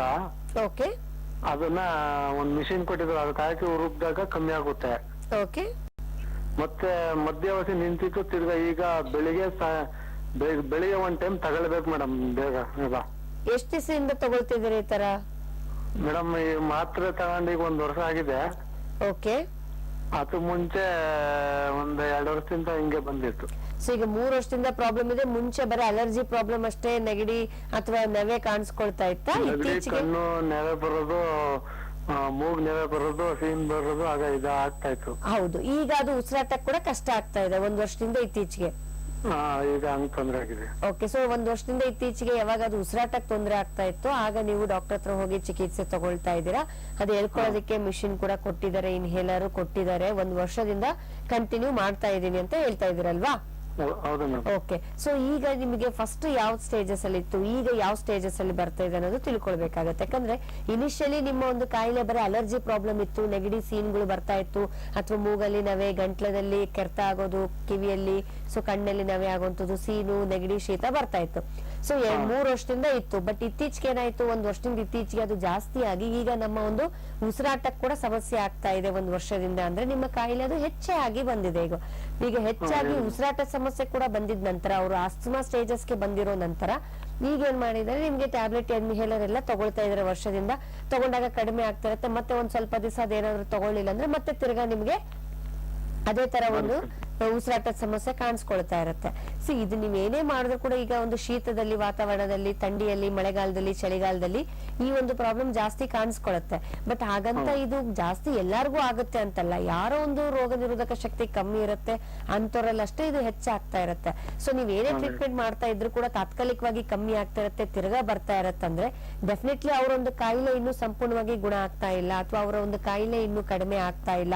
ಅದರಿಂದ ಈ ಒಂದು ಅಲರ್ಜಿ ಅವ್ರಿಗೆ ಹೆಚ್ಚಾಗಿ ಶ್ವಾಸಕೋಶಕ್ಕೆ ತೊಂದರೆ ಆಗಿ ಉಸಿರಾಟದ ಸಮಸ್ಯೆ ಬರ್ತಾ ಇದೆ. ನೀವು ಜಸ್ಟ್ ಆ ಉಸಿರಾಟಕ್ಕೆ ಸಮಸ್ಯೆ ಆಗ್ತಿದೆ ಅಂದಾಗ ನೀವು ಟ್ರೀಟ್ಮೆಂಟ್ ಮಾಡಿದಾಗ ತಕ್ಷಣಕ್ಕೆ ಸ್ವಲ್ಪ ರಿಲೀಫ್ ಆಗ್ತಾ ಇರುತ್ತೆ, ಮತ್ತೆ ತಿರ್ಗಾ ಕಾಯಿಲೆ ಬರ್ತಾ ಇರತ್ತೆ ಅಂದ್ರೆ ಫಸ್ಟ್ ನಾವು ಕಾಯಿಲೆನೇ ಕಡಿಮೆ ಮಾಡ್ಕೊಳ್ಬೇಕಂತ ಹೇಳ್ತೀವಿ. ಆದಷ್ಟು ಅವ್ರು ಶೀತಕ್ಕೆ ಹೋಗೋದನ್ನ ಅಥವಾ ಥಂಡಿಗೆ ಎಕ್ಸ್ಪೋಸ್ ಮಾಡೋದನ್ನ ಕಡಿಮೆ ಮಾಡ್ಕೊಳ್ಬೇಕು. ಬಿಸಿನೀರು ತಗೊಳ್ಳೋಂಥದ್ದು, ದೇಹನ ಬೆಚ್ಚಗೆ ಇಟ್ಕೊಳ್ಳುವಂಥದ್ದನ್ನ ಸ್ವಲ್ಪ ಮಾಡೋದು ತುಂಬಾ ಉತ್ತಮ. ಶೀತದ ಪದಾರ್ಥಗಳನ್ನ ಅವಾಯ್ಡ್ ಮಾಡುವಂಥದ್ದು, ಅಥವಾ ಜಿಡ್ಡಿನ ಪದಾರ್ಥ ಅವಾಯ್ಡ್ ಮಾಡುವಂಥದ್ದು, ಮಿಲ್ಕ್ ಪ್ರಾಡಕ್ಟ್ಸ್, ಸ್ವೀಟ್ಸ್ ನ ಸ್ವಲ್ಪ ಅವಾಯ್ಡ್ ಮಾಡುವಂಥದ್ದು, ಈ ತರ ಮಾಡ್ಕೊಳ್ಬಹುದು. ಸ್ವಲ್ಪ ಅವ್ರಿಗೆ ರಿಲೀಫ್ ಕಾಣಬಹುದು. ಬಟ್ ಇದಕ್ಕೆ ಟ್ರೀಟ್ಮೆಂಟ್ ಅನ್ನೋದು ತುಂಬಾ ಮುಖ್ಯವಾಗಿರುತ್ತೆ. ಯಾಕಂದ್ರೆ ನಾವಿಲ್ಲಿ ಕೊಡುವಂತ ಚಿಕಿತ್ಸೆ ನಮ್ಮ ಹೋಮಿಯೋಪತಿಯಲ್ಲಿ ಅಂತಂದ್ರೆ ಅಡ್ವಾನ್ಸ್ಡ್ ಜೆನೆಟಿಕ್ ಕಾನ್ಸ್ಟಿಟ್ಯೂಷನಲ್ ಟ್ರೀಟ್ಮೆಂಟ್ ಅಂತ ಹೇಳ್ತೀವಿ. ಇದರಿಂದ ಏನಾಗುತ್ತೆ, ಅವರ ಒಂದು ರಕ್ತದಲ್ಲಿ ಅಲರ್ಜಿ ಇನ್ಫೆಕ್ಷನ್ ಆಗಿರ್ಬೋದು, ಅಥವಾ ಶ್ವಾಸಕೋಶದ ಗಾಳಿ ಹೋಗೋ ಜಾಗಗಳು ಏನ್ ಬ್ಲಾಕ್ ಆಗ್ತಾ ಇರತ್ತೆ, ಏನದು ವೀಕ್ ಆಗ್ತಾ ಇರತ್ತೆ, ಅದ್ರ ಕೆಲಸ ಏನು ಕಳ್ಕೊಳ್ತಾ ಇರತ್ತೆ, ಅದನ್ನ ನಾವು ಇಂಪ್ರೂವ್ ಮಾಡೋದಕ್ಕೆ ಚಿಕಿತ್ಸೆ ಕೊಡ್ತಾ ಇರ್ತೀವಿ. ಇದರಿಂದ ಅವ್ರಿಗೆ ಮುಂದೆ ಆ ಆಸ್ತಮಾ ಲೈಫ್ ಲಾಂಗ್ ಸಫರ್ ಆಗ್ಲಿದ್ದಂಗೆ ಕೂಡ ನಾವು ತಡೀತಾ ಹೋಗ್ಬೋದು. ಓಕೆ, ಧನ್ಯವಾದಗಳು ಸರ್ ಕಾಲ್ ಮಾಡಿದಕ್ಕೆ. ನೇರವಾಗಿ ನಮ್ಮ ಹೋಮಿಯೋಪತಿ ಕ್ಲಿನಿಕ್ಗೆ ನೀವು ಭೇಟಿ ಮಾಡಬಹುದು. ನಮ್ಮ ನೆಕ್ಸ್ಟ್ ಕಾಲರ್ ಇನ್ನು ಅವರ ಸಮಸ್ಯೆ ಏನು ಅಂತ ಕೇಳೋಣ. ಹಲೋ ಹಲೋ, ನಮಸ್ಕಾರ, ತಮ್ಮ ಹೆಸರು? ನನ್ನ ಹೆಸರು ನೇತ್ರಾವತಿ ಅಂತ, ಬ್ಯಾಂಗ್ಳೂರಿಂದ ಕಾಲ್ ಮಾಡ್ತಿದ್ದೀನಿ. ಮಾತಾಡಿ ನೇತ್ರ, ಡಾಕ್ಟರ್ ಇದಾರೆ, ಪ್ರಶ್ನೆ ಕೇಳಿಮಾ. ಹಲೋ ಹಲೋ, ನನ್ಗೆ 4 years ಇಂದ ಈ ತರ ಬರ್ತಾ ಇದೆ. ಕೆಮ್ಮು ಬರುತ್ತೆ ನೈಟ್ ಆದ್ರೆ, ಓಕೆ ಗಂಟ್ಲಲ್ಲಿ ಒಂಥರ ಸೌಂಡ್ ಬರುತ್ತೆ, ಗುರುಗುರ ಅನ್ನೋ ಸೌಂಡ್ ಬರುತ್ತೆ. ಓಕೆ ನೈಟ್ ಎಲ್ಲ ನಿದ್ದೆನೇ ಇರಲ್ಲ, ಫುಲ್ ಡೇ ವರ್ಗೂ ಹಾಗೆ ಕೂತ್ಕೊಂಡೇ ಇರ್ಬೇಕು, ಮಲ್ಕೊಳ್ಳೋದಕ್ಕಾಗಲ್ಲ. ಓಕೆ, ಮಲ್ಕೊಂಡಾಗ ಉಸಿರಾಟಕ್ಕೆ ಸಮಸ್ಯೆ ಜಾಸ್ತಿ ಆಗುತ್ತೆ. ಫುಲ್ ಸೌಂಡ್ ತುಂಬಾ ಜೋರಾಗಿ ಬರುತ್ತೆ, ನಿದ್ದೆ ಬರಲ್ಲ. ಓಕೆ, ಸೊ ಇದಕ್ಕೆ ಮತ್ತೆ ಬೆಳಗ್ಗೆ ಏನಾದ್ರೂ ಥಂಡಿ ಗಾಳಿ ಬಿದ್ದ ತಕ್ಷಣ ಮೂಗಲೆಲ್ಲ ಸೋರೋದಕ್ಕೆ ಸ್ಟಾರ್ಟ್ ಆಗುತ್ತೆ, ಮತ್ತೆ ಸೀನುಗಳು ಬಂದ್ಬಿಡುತ್ತೆ, ತುಂಬಾ ಸೀನು. ಓಕೆ, ಅಂದ್ರೆ ಕಂಪ್ಲೀಟ್ ಅಪ್ಪರ್ ರೆಸ್ಪಿರೇಟರಿನೂ ಇನ್ಫೆಕ್ಷನ್ ಆಗ್ತಾ ಇದೆ, ಲೋವರ್ ರೆಸ್ಪಿರೇಟರಿ ಕೂಡ ಇನ್ಫೆಕ್ಷನ್ ಆಗ್ತಾ ಇದೆ. ಸೊ ಇದನ್ನ ನಾವೇನಂತ ಹೇಳ್ತೀವಿ, ಅಲರ್ಜಿಕ್ ರೈನೈಟಿಸ್ ಜೊತೆಗೆ ನಿಮಗೆ ಈಗ ಉಪ್ಸ ತರ ಬರುವಂತದ್ದು, ಉಸಿರಾಟ ಕಷ್ಟ ಆಗುವಂತದ್ದು, ಶಿಳ್ಳೆ ಹೊಡಿಯೋ ತರ ಸೌಂಡ್ ಕೇಳಿಸುತ್ತಮ್ಮ, ವೀಸಿಂಗ್ ತರ? ತುಂಬಾ ಜೋರಾಗೆ ಸೌಂಡ್ ಕೇಳಿಸುತ್ತೆ. ಹೌದಮ್ಮ, ಈಗ ವೀಸಿಂಗ್ ತರ ಸೌಂಡ್ ಕೇಳಿಸ್ತಾ ಇದೆ, ಶಿಳ್ಳೆ ಹೊಡಿಯೋ ತರ ಸೌಂಡ್ ಕೇಳಿಸ್ತಿದೆ, ಗುಯಿ ಗುಯಿ ಅಂತ ಅಥವಾ ಗರುಗರ್ ಅಂತ ಸೌಂಡ್ ಏನ್ ಕೇಳಿಸ್ತಾ ಇರತ್ತೆ, ಇದು ಉಸಿರಾಟ ಸಮಸ್ಯೆ ಆಗ್ತಾ ಇದೆ. ಶಾರ್ಟ್ನೆಸ್ ಆಫ್ ಬ್ರೆತ್ ಆಗ್ತಾ ಇದೆ, ಮಲ್ಕೊಳಕ್ಕೆ ಆಗ್ತಾ ಇಲ್ಲ, ಕುತ್ಕೊಂಡೇ ಇರಬೇಕು, ಈ ತರ ಪ್ರಾಬ್ಲಮ್ ಹೆಚ್ಚಾಗ್ತಿದೆ ಅಂದ್ರೆ ಖಂಡಿತವಾಗ್ಲೂ ನಿಮ್ಮ ಒಂದು ಶ್ವಾಸಕೋಶದ ಗಾಳಿ ಹೋಗೋ ಜಾಗದಲ್ಲಿ ಇನ್ಫೆಕ್ಷನ್ಸ್ ಆಗ್ತಾ ಇದೆ. ಸೊ ಇದರಿಂದ ಆ ಗಾಳಿ ಹೋಗೋ ಜಾಗಗಳು ಬ್ಲಾಕ್ ಆಗ್ತಾ ಹೋದಂಗೆಲ್ಲ ಸಲೀಸವಾಗಿ ಆಕ್ಸಿಜನ್ ನಿಮ್ಮ ಒಂದು ಶ್ವಾಸಕೋಶಕ್ಕೆ ಹೋಗ್ತಾ ಇರೋದಿಲ್ಲ. ಇದರಿಂದ ನಿಮ್ಗೆ ಉಸಿರಾಟದ ಸಮಸ್ಯೆ ಆಗತ್ತಮ್ಮ. ಯಾವಾಗ ಆಕ್ಸಿಜನ್ ಸಪ್ಲೈ ನಮ್ಮ ಶ್ವಾಸಕೋಶಕ್ಕೆ ಕಡಿಮೆ ಆಗತ್ತೆ, ಇದರಿಂದ ಮುಂದೆ ಶ್ವಾಸಕೋಶದ ಕೆಲಸ ಕೂಡ ಕ್ರಮೇಣವಾಗಿ ಕಳ್ಕೊಳಕ್ಕೆ ಸ್ಟಾರ್ಟ್ ಆಗತ್ತೆ. ಸೊ ಆದಷ್ಟು ಇನ್ನು ತಡ ಮಾಡ್ಕೊಳಕ್ ಹೋಗ್ಬೇಡಿ. ತುಂಬಾ ಜಾಸ್ತಿ ಆಗ್ತಾ ಇದೆ, ನೆಗಡಿ ಶೀತ ಜಾಸ್ತಿ ಇತ್ತು, ಇತ್ತೀಚೆಗೆ ಈಗ ಉಪ್ಸ ಬರ್ತಾ ಇದೆ, ಉಸಿರಾಡಕ್ ಕಷ್ಟ ಆಗ್ತಿದೆ, ಕೆಮ್ಮು ಬರ್ತಾ ಇದೆ, ಉಸಿರಾಡಕ್ಕೂ ಕಷ್ಟ ಆಗ್ತಿದೆ, ಎಳ್ತಾ ಬರ್ತಾ ಇದೆ, ಸೌಂಡ್ ಬರ್ತಾ ಇದೆ ಅಂದ್ರೆ ಕಂಪ್ಲೀಟ್ಲಿ ರೆಸ್ಪಿರೇಟರಿ ಟ್ರ್ಯಾಕ್ಟ್ ಇನ್ಫೆಕ್ಷನ್ ಆಗ್ತಾ ಇದೆ. ಸೊ ಈಗ ನೀವು ಇನ್ನೂ ತಡ ಮಾಡ್ಕೊಂಡಷ್ಟು ಏನಾಗುತ್ತೆ, ಈಗ ಅಲರ್ಜಿ ಮಾತ್ರೆ ತಗೊಳ್ಬಹುದು, ಅಥವಾ ಸೀನ್ಗಳಿಗೆ, ನೆಗಡಿಗಳಿಗೆ, ಕೆಮ್ಮಿಗೆ, ವೀಸಿಂಗಿಗೆ ಮಾತ್ರೆ ತಗೊಂಡಾಗ ತಕ್ಷಣ ಸ್ವಲ್ಪ ರಿಲೀಫ್ ಆಗುತ್ತೆ. ಸೊ ತುಂಬಾ ಎಮರ್ಜೆನ್ಸಿ ಇದ್ದಾಗ ತಗೊಳ್ಬಹುದು. ಬಟ್ ಏನೇ ಇದ್ರೂ ಕೂಡ ನಿಮ್ಮ ಒಂದು ಲೈಫ್ ಸ್ಟೈಲ್ ಚೇಂಜಸ್ ಮಾಡೋ ಜೊತೆಗೆ ಪ್ರಾಪರ್ ಆಗಿ ನೀವು ಟ್ರೀಟ್ಮೆಂಟ್ ಕೂಡ ತಗೊಳ್ಳೋದ್ರಿಂದ ಈ ಒಂದು ಪದೇ ಪದೇ ಅಲರ್ಜಿ ಆಗೋದನ್ನ ನಾವು ತಡೀತಾ ಹೋಗ್ಬೋದು. ನಮ್ಮ ಹೋಮಿಯೋಪತಿಯಲ್ಲಿ ಟ್ರೀಟ್ಮೆಂಟ್ ತಗೊಂಡ ನಂತರ ಸಡನ್ ಆಗಿ ರಿಲೀಫ್ ಆಗತ್ತೆ ಅಂತಲ್ಲ, ಮೇನ್ ಆಗಿ ನಾವು ಕೊಡುವಂತ ಚಿಕಿತ್ಸೆ ಏನಕ್ಕಂದ್ರೆ ನಿಮ್ಮ ಒಂದು ಕಾಯಿಲೆ ಕಡಿಮೆ ಆಗ್ಬೇಕು. ಫಸ್ಟ್ ಕಾಯಿಲೆ ಕಡಿಮೆ ಆದ್ರೆ ಈ ಪದೇ ಪದೇ ಅಲರ್ಜಿ ಬರುವಂತದ್ದು, ಸೀನ್ಗಳು ಬರುವಂತದ್ದು, ನೆಗಡಿ ಬರುವಂತದ್ದು, ಮೂಗ್ ಕಟ್ಕೊಳ್ಳೋದು ಅಥವಾ ಕೆಮ್ಮು ಬರೋದು, ಕಫ ಬರೋದು, ಉಸಿರಾಟಕ್ಕೆ ಸಮಸ್ಯೆ ಆಗೋದು, ಎಳ್ತಾ ಬರೋದು, ಉಸಿರು ಹಿಡ್ದಂಗ್ ಆಗೋದು, ಎದೆ ಭಾರ ಆಗೋದು, ಟೈಟ್ ಆಗುವಂತದ್ದು, ಚೆಸ್ಟ್ ಟೈಟ್ ಆಗುವಂತದ್ದು, ಇದೇನೇ ಲಕ್ಷಣಗಳು ಕಂಡ್ರು ಕೂಡ ಕಡಿಮೆ ಆಗ್ತಾ ಹೋಗುತ್ತೆ. ಯಾಕಂದ್ರೆ ಫಸ್ಟ್ ಕಾಯಿಲೆ ಕಡಿಮೆ ಮಾಡ್ಕೊಂಡ್ರೇನೆ ನಿಮ್ಗೆ ಬರುವಂತ ಸಮಸ್ಯೆನೇ ಕಡಿಮೆ ಆಗ್ತಾ ಹೋಗುತ್ತೆ. ನಾವು ಜಸ್ಟ್ ಟೆಂಪರರಿ ರಿಲೀಫ್ಗೆ ನಾವು ಮಾತ್ರೆ ತಗೊಂಡು ಕಾಯಿಲೆ ಅಷ್ಟೇ ಟೆಂಪರರಿ ಕಂಟ್ರೋಲ್ ಮಾಡ್ಕೊಳ್ಬಹುದು. ಬಟ್ ಈ ಕಾಯಿಲೆ ಮತ್ತೆ ತಿರ್ಗಾ ನಮ್ಗೆ ಬರ್ತಾನೆ ಇದೆ, ಸಮಸ್ಯೆ ಮತ್ತೆ ಕಾಣಿಸ್ಕೊಳ್ತಾನೆ ಇದೆ, ದಿನ ದಿನ ಹೆಚ್ಚೇ ಆಗ್ತಾ ಇದೆ ನಮ್ಗೆ ಕಾಯಿಲೆ ಅಂದ್ರೆ ಖಂಡಿತವಾಗ್ಲೂ ತಡ ಮಾಡ್ಕೊಳ್ಬೇಡಿ. ಆದಷ್ಟು ಬೇಗ ಟ್ರೀಟ್ಮೆಂಟ್ ತಗೊಂಡ್ರೆ ನಿಮ್ಮ ಒಂದು ಅಲರ್ಜಿ, ಆಸ್ತಮಾ ಏನೇ ಕಾಯಿಲೆ ಇದ್ರೆ ಕೂಡ ನಾವು ಅದನ್ನ ಪರಿಶೀಲನೆ ಮಾಡಿ ಎಕ್ಸಾಮಿನೇಷನ್ ಮಾಡಿ ನಿಮ್ಗೆ ಚಿಕಿತ್ಸೆ ಕೊಡ್ತೀವಿ. ಇದರಿಂದ ನಿಮ್ಮ ಶ್ವಾಸಕೋಶದ ಕೆಲಸ ಕೂಡ ಹೆಚ್ಚಾಗ್ತಾ ಹೋಗುತ್ತೆ, ಮುಂದೆ ಅದು ಪ್ರಾಬ್ಲಮ್ ಕೂಡ ಲೈಫ್ ಲಾಂಗ್ ಇಲ್ದಂಗೆ ತಡೀತಾ ಹೋಗ್ಬೋದು. ಧನ್ಯವಾದಗಳಮ್ಮ ಕಾಲ್ ಮಾಡಿದಕ್ಕೆ. ನೇರವಾಗಿ ನಮ್ಮ ಹೋಮಿಯೋಪತಿ ಕ್ಲಿನಿಕ್ಗೆ ನೀವು ಭೇಟಿ ಮಾಡಬಹುದು. ಇನ್ನು ಅಡ್ವಾನ್ಸ್ ಹೋಮಿಯೋಪತಿ ಚಿಕಿತ್ಸೆಗಳನ್ನ ಪಡ್ಕೊಳ್ಬಹುದು. ಕಾರ್ಯಕ್ರಮದಲ್ಲಿ ಮತ್ತೊಂದು ಕರೆ ಇದೆ. ಹಲೋ, ನಮಸ್ಕಾರ, ಹೇಳಿ, ಯಾರು ಮಾತಾಡ್ತಿರೋದು? ಮೇಡಮ್ ನನ್ನ ಹೆಸರು ಗೀತಾ ಅಂತ. ನಮಸ್ಕಾರ ಮೇಡಮ್. ಗೀತಾ ಯಾವ್ರಿಂದ ಕಾಲ್ ಮಾಡ್ತಿದ್ದೀರಾ? ಬೆಂಗಳೂರಿಂದ ಮೇಡಮ್. ಮಾತಾಡಿ ಡಾಕ್ಟರ್ ಆಶಾ ರಾಣಿ ಅವರಿದ್ದಾರೆ. Thank you madam. Thank you. Hello hello, ಹೇಳಿಮ್ಮ. ನಮಸ್ಕಾರ. ನಮಸ್ತೆ ಹೇಳಿಮ್ಮ ಗೀತಾ ಅವರೇ, ಏನ್ ಪ್ರಾಬ್ಲಮ್ ಆಗ್ತಿದೆ? ಮೇಡಮ್ ಬಿಸಿಲಿಗೆ ಹೋದ್ರೆ ಸಾಕು ಸಣ್ಣ ಸಣ್ಣ ಗುಳ್ಳೆಗಳಾಗಿ ಇಮ್ಮಿಡಿಯೇಟ್ ಆಗಿ ಕೈ ಮೇಲೆ ಸಣ್ಣ ಸಣ್ಣ ಗುಳ್ಳೆಗಳಾಗಿ ಉರಿ ಸ್ಟಾರ್ಟ್ ಆಗೋದು. ಅದು ಇತ್ತೀಚೆಗೆ ಅವಾಗ ಒಂದು ಟೆನೋವೆಟ್ ಎಮ್ ಅಂತ ಏನೋ ಕೊಟ್ಟಿದ್ರು, ಟೆನೋವೆಟ್ ಟೀನ ಎಮ್ ಅಂತ ಕೊಟ್ಟಿದ್ರು. ಆಯಿಂಟ್ಮೆಂಟ್ ಹಚ್ಚೋದಿಕ್ಕೆ ಹೋಗ್ತಾ ಬಿಸಿಲಿಗೆ ಹೋದಾಗ ಹಚ್ಕೊಂಡು ಹೋದ್ರೆ ಕಡಿಮೆ ಆಗ್ಬಿಡೋದು. ಇತ್ತೀಚೆಗೆ ಸ್ವಲ್ಪ ಬಿಸಿಲಲ್ಲಿ ಓಡಾಡಕ್ ಶುರು ಮಾಡಿದೀನಿ ಜಾಸ್ತಿ, ಹಂಗಾಗ್ಬಿಟ್ಟು ಸ್ವಲ್ಪ ಗಾಳಿ ಬಂದ್ರು ನಮ್ಗೆ ಅದೇ ತರನೇ ಆಗುತ್ತೆ. ಇಡೀ ಕೈ ಫುಲ್ ಆಗಿದೆ. ಲೆಫ್ಟ್ ರೈಟ್ ಒಂದೇ ಲೆಫ್ಟ್ ಅಲ್ಲಿ ಮಾತ್ರ ಇತ್ತು, ಇವಾಗ ರೈಟ್ ಸೈಡ್ ಆಗಿದೆ. ತುಂಬಾ ಹ್ಯಾಂಡ್ಸ್ ವರ್ಗು ಫುಲ್ ಕವರ್ ಆಗಿದೆ ಮೇಡಮ್. ಉರಿ ಬರ್ನಿಂಗ್ ಆಗುತ್ತೆ, ತುಂಬಾ ಉರಿ ಆಗುತ್ತೆ. ಸಣ್ಣ ಸಣ್ಣಗುಳ್ಳ ತುಂಬಾ ಬರ್ನಿಂಗ್. ಓಕೆ, ಬರೀ ಮುಖದಲ್ಲಿ ಕೈಯಲ್ಲಿ ಅಷ್ಟೇ ಬರುತ್ತಮ್ಮ, ಮುಖದಲ್ಲಿ ಏನು ಬರೋದಿಲ್ವಾ? ಮುಖದಲ್ಲಿ ಏನು ಇಲ್ಲ ಮೇಡಮ್. ಇವಾಗ ಜಸ್ಟ್ 2-3 ಡೇಸ್ ಇಂದ ಇದು ಕುತ್ತಿಗೆ ಹತ್ರ ಮಾತ್ರ ಉರಿ ಸ್ಟಾರ್ಟ್ ಆಗಿದೆ. ಓಕೆ, ಸ್ವಲ್ಪ ಸ್ವಲ್ಪ ಅದು ಎಷ್ಟು ದಿವಸದಿಂದ ಈ ತರ ಕಾಣಿಸ್ಕೊಳ್ತಿದೆಮ್ಮ? ಲಾಸ್ಟ್ 1.5 year ಇಂದ ಇತ್ತು ಮೇಡಮ್. ಅದು ಇಷ್ಟೊಂದೆಲ್ಲ ಇರ್ಲಿಲ್ಲ. ನಾನ್ ಕವರ್ ಮಾಡ್ಕೊಂಡು ಹೋಗ್ಬಿಡ್ತಿದ್ದೆ ಜಾಕೆಟ್ ಹಾಕೊಂಡು, ಹಂಗಾಗ್ಬಿಟ್ಟು ಅಷ್ಟೊಂದೇನು ಇರ್ತಿರ್ಲಿಲ್ಲ.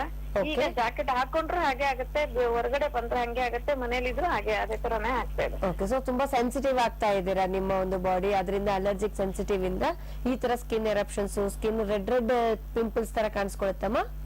ಸಣ್ಣ ಸಣ್ಣಗೆ. ಹೌದು ಮೇಡಮ್, ಸಣ್ಣಗೆ ರೆಡ್ ಇದಕ್ಕೆ ನಿಮಗೆ ಆಯಿಂಟ್ಮೆಂಟ್ ಕೊಟ್ಟಿದ್ರಲ್ಲ, ಡಾಕ್ಟರ್ ಹತ್ರ ಹೋಗಿ ತೋರಿಸಿದ್ರ? ಸ್ಕಿನ್ ಡಾಕ್ಟರ್ ಹತ್ರ ಹೋಗಿಲ್ಲ ಮೇಡಮ್, ಜನರಲ್ ಡಾಕ್ಟರ್ ಹತ್ರ ಹೋಗಿದ್ದೆ. ಅವಾಗ ಅದನ್ನ ಆಯಿಂಟ್ಮೆಂಟ್ ಟೆನೋವೆಟ್ ಟೀನೋ ಎಮ್ ಅಂತ ಕೊಟ್ಟಿದ್ರು. ಅದನ್ನ ಜಸ್ಟ್ ನೀವು ಅದೇ ಆಯಿಂಟ್ಮೆಂಟ್ ಯಾವಾಗ 1.5 ವರ್ಷದಿಂದ ಕಾಣಿಸ್ಕೊಳ್ತೀವಿ, ಅದೇ ಹಚ್ಕೊಳ್ಳೋದು, ಹೋಗೋದು, ಕಡಿಮೆ ಆಗುತ್ತೆ, ಮತ್ತೆ ತಿರ್ಗಾ ಬರ್ಸುತ್ತೆ. ಸೊ ಇದೇ ತರನೇ ಮಾಡ್ಕೊಳ್ಳೋದ್ರಲ್ಲಿ ಅರ್ಥ ಇರೋದಿಲ್ಲಮ್ಮ. ಫಸ್ಟ್ ಕಾಯಿಲೆ ಯಾಕೆ ಬರ್ತಾ ಇದೆ, ಯಾಕೆ ನಿಮ್ಮ ಬಾಡಿ ಸೆನ್ಸಿಟಿವ್ ಆಗ್ತಾ ಇದೆ, ಯಾಕೆ ಈ ಒಂದು ರ್ಯಾಷಸ್ ಅಥವಾ ಎರಪ್ಷನ್ಸ್ ಪಿಂಪಲ್ಸ್ ತರ ಕಾಣಿಸ್ಕೊಳ್ತಿದೆ, ಸ್ಕಿನ್ ಸೆನ್ಸಿಟಿವಿಟಿ ಆಗ್ತಾ ಇದೆಯಾ, ಸ್ಕಿನ್ ಎಕ್ಸ್ಪೋಜರ್ ಡಸ್ಟಿಗೆ ಆಗ್ತಿದೆಯಾ, ಅಲರ್ಜಿಕ್ ಟೆಂಡೆನ್ಸಿಯಿಂದ ಆಗ್ತಾ ಇದೆಯಾ, ಫಸ್ಟ್ ಅದನ್ನ ಅರ್ಥ ಮಾಡ್ಕೊಳ್ಬೇಕಾಗತ್ತಮ್ಮ. ಯಾಕಂದ್ರೆ ಸುಮ್ನೆ ಒಂದು ಆಯಿಂಟ್ಮೆಂಟ್ ಹಚ್ಚಿದಾಗ ಸ್ವಲ್ಪ ನವೆ ಕಮ್ಮಿ ಆಯ್ತು, ಉರಿ ಕಮ್ಮಿ ಆಯ್ತು, ಅಥವಾ ಸ್ವಲ್ಪ ಪಿಂಪಲ್ಸ್ ಕಮ್ಮಿ ಆಯ್ತು, ಮತ್ತೆ ತಿರ್ಗಿ ಈಗ ಮನೇಲಿ ಇದ್ರೂ ಬರ್ತಾ ಇದೆ. ಮುಂಚೆ ಆದ್ರೆ ಬರೀ ಬಿಸಿಲಿಗೆ ಹೋದ್ರೆ ಬರ್ತಾ ಇತ್ತು, ಈಗ ನಾವು ಜಾಕಿನ್ಸ್ ಹಾಕೊಳ್ತಾ ಇದೀವಿ, ಜಾಕೆಟ್ಸ್ ಹಾಕೊಳ್ತಿದೀವಿ, ಜೊತೆಗೆ ಮನೆಗಿದ್ರು ಕಾಣಿಸ್ಕೊಳ್ತಿದ್ರೆ ನಿಮ್ಮ ಕಾಯಿಲೆ ಹೆಚ್ಚೇ ಆಗ್ತಾ ಇದೆ ಅಲ್ವಾ? ಸೊ ಪ್ರಾಬ್ಲಮ್ ಕಡಿಮೆನೆ ಆಗ್ತಾ ಇಲ್ಲ, 1.5 ವರ್ಷದಿಂದ ಇದೆ. ಖಂಡಿತವಾಗ್ಲೂ ನೆಗ್ಲೆಕ್ಟ್ ಮಾಡ್ಕೊಳ್ಬೇಡಿ. ಈಗ ಒಂದು 15 ಡೇಸ್ ಇಂದ ಜಾಸ್ತಿ ಆಗ್ಬಿಟ್ಟಿದೆ. ಅದನ್ನೇ ಹೇಳೋದಮ್ಮ, ಯಾಕಂದ್ರೆ ಈಗ ಆಲ್ ಆಫ್ ಎ ಸಡನ್ ಜಾಸ್ತಿ ಆಗೋದಿಲ್ಲ. ಯಾವುದೇ ಒಂದು ಸಮಸ್ಯೆ ತೆಗೆದುಕೊಂಡ್ರು ಕೂಡ ನಾವು ನೋಡಿಮ್ಮ, ಸೊ ತಕ್ಷಣಕ್ಕೆ ಜಾಸ್ತಿ ಆಗುವಂತದಲ್ಲ, ಕ್ರಮೇಣವಾಗಿನೇ ಕಾಯಿಲೆ ಹೆಚ್ಚಾಗ್ತಾ ಹೋಗುತ್ತೆ. ನಾವು ಇನಿಷಿಯಲ್ ಸ್ಟೇಜಸ್ ಅಲ್ಲಿ ಏನೋ ಒಂದು ಹಚ್ಕೊಂಡ್ವಿ, ಕಂಟ್ರೋಲ್ ಆಯ್ತು, ಮತ್ತೆ ತಿರ್ಗಿ ಅದೇ ಯಾವಾಗ ಹೋದ್ರು ಅದೇ ಹಚ್ಕೊಂಡ್ವಿ, ಕಂಟ್ರೋಲ್ ಆಯ್ತು. ಸೊ ಈ ತರ ನೀವು ನೆಗ್ಲೆಕ್ಟ್ ಮಾಡ್ಕೊಳ್ಳೋದ್ರಿಂದ, ಜಸ್ಟ್ ಟೆಂಪರರಿ ರಿಲೀಫ್ ಮಾಡ್ಕೊಳ್ಳೋದ್ರಿಂದ ಕಾಯಿಲೆ ಕಡಿಮೆ ಆಗ್ತಿರೋದಿಲ್ಲಮ್ಮ. ಒಳಗಡೆನೆ ಅಲರ್ಜಿ ಬೆಳ್ಕೊಳ್ತಾನೆ ಇರುತ್ತೆ. ಮತ್ತಷ್ಟು ಬೆಳ್ಕೊಂಡ್ ಏನಾಗುತ್ತೆ, ಈಗ ಯಾವ ತರ ಆಗ್ಬಿಟ್ಟಿದೆ ನಿಮ್ಮ ಬಾಡಿ, ತುಂಬಾ ಸೂಕ್ಷ್ಮ ಆಗ್ಬಿಟ್ಟಿದೆ. ಈಗ ಇವನ್ ಮನೇಲಿ ಇದ್ರು, ಡಸ್ಟಿಗೆ ಹೋದ್ರು, ಸುಮ್ನೆ ಇದ್ರು ನನಗೆ ಬರ್ತಾ ಇದೆ ಅಂದ್ರೆ ಡೆಫಿನೆಟ್ಲಿ ಫಸ್ಟ್ ಕಾಯಿಲೆ ಯಾಕೆ ಬರ್ತಾ ಇದೆ, ಅಲರ್ಜಿಕ್ ಟೆಂಡೆನ್ಸಿಯಿಂದ ಬರ್ತಾ ಇದೆಯಾ, ಅಥವಾ ನಿಮ್ಮ ಒಂದು ಸ್ಕಿನ್ ಸೆನ್ಸಿಟಿವಿಟಿಯಿಂದ ಬರ್ತಾ ಇದೆಯಾ, ಫಸ್ಟ್ ಅದನ್ನ ಏನು ಅನ್ನೋದು ಅರ್ಥ ಮಾಡ್ಕೊಳ್ಬೇಕು. ಅದು ಯಾಕೆ ಬರ್ತಾ ಇದೆ ಡಿಟೇಲ್ ಆಗಿ ನಾವು ನಿಮಗೂ ನೋಡ್ಬೇಕಾಗತ್ತಲ್ವ. ಯಾಕಂದ್ರೆ ಎಲ್ಲಾ ಚರ್ಮದ ಕಾಯಿಲೆಗಳು ನೋಡೋದಕ್ಕೆ ಒಂದೇ ತರ ಕಂಡ್ರು ಕೂಡ ಡೆಫಿನೆಟ್ಲಿ ನಾವು ಅದನ್ನ ಎಕ್ಸಾಮಿನೇಷನ್ ಮಾಡ್ಲೇಬೇಕಾಗತ್ತೆ, ನಿಮ್ನು ಕೂಡ ನೋಡ್ಬೇಕಾಗತ್ತೆ. ಅದನ್ನ ನಾವು ಚೆಕ್ ಮಾಡಿನೇ ಅದಕ್ಕೆ ಔಷಧಿಗಳನ್ನ ಕೊಡ್ಬೋದು. ಅದಕ್ಕೆ ತಕ್ಕಾಗಿ ನೀವು ತಗೊಂಡಲ್ಲಿ ನಿಮ್ಮ ಒಂದು ಅಲರ್ಜಿ ಪ್ರಾಬ್ಲಮ್, ಸೆನ್ಸಿಟಿವಿಟಿ ಏನೇ ಇದ್ರೂ ಕೂಡ ಕಡಿಮೆ ಆಗತ್ತಮ್ಮ.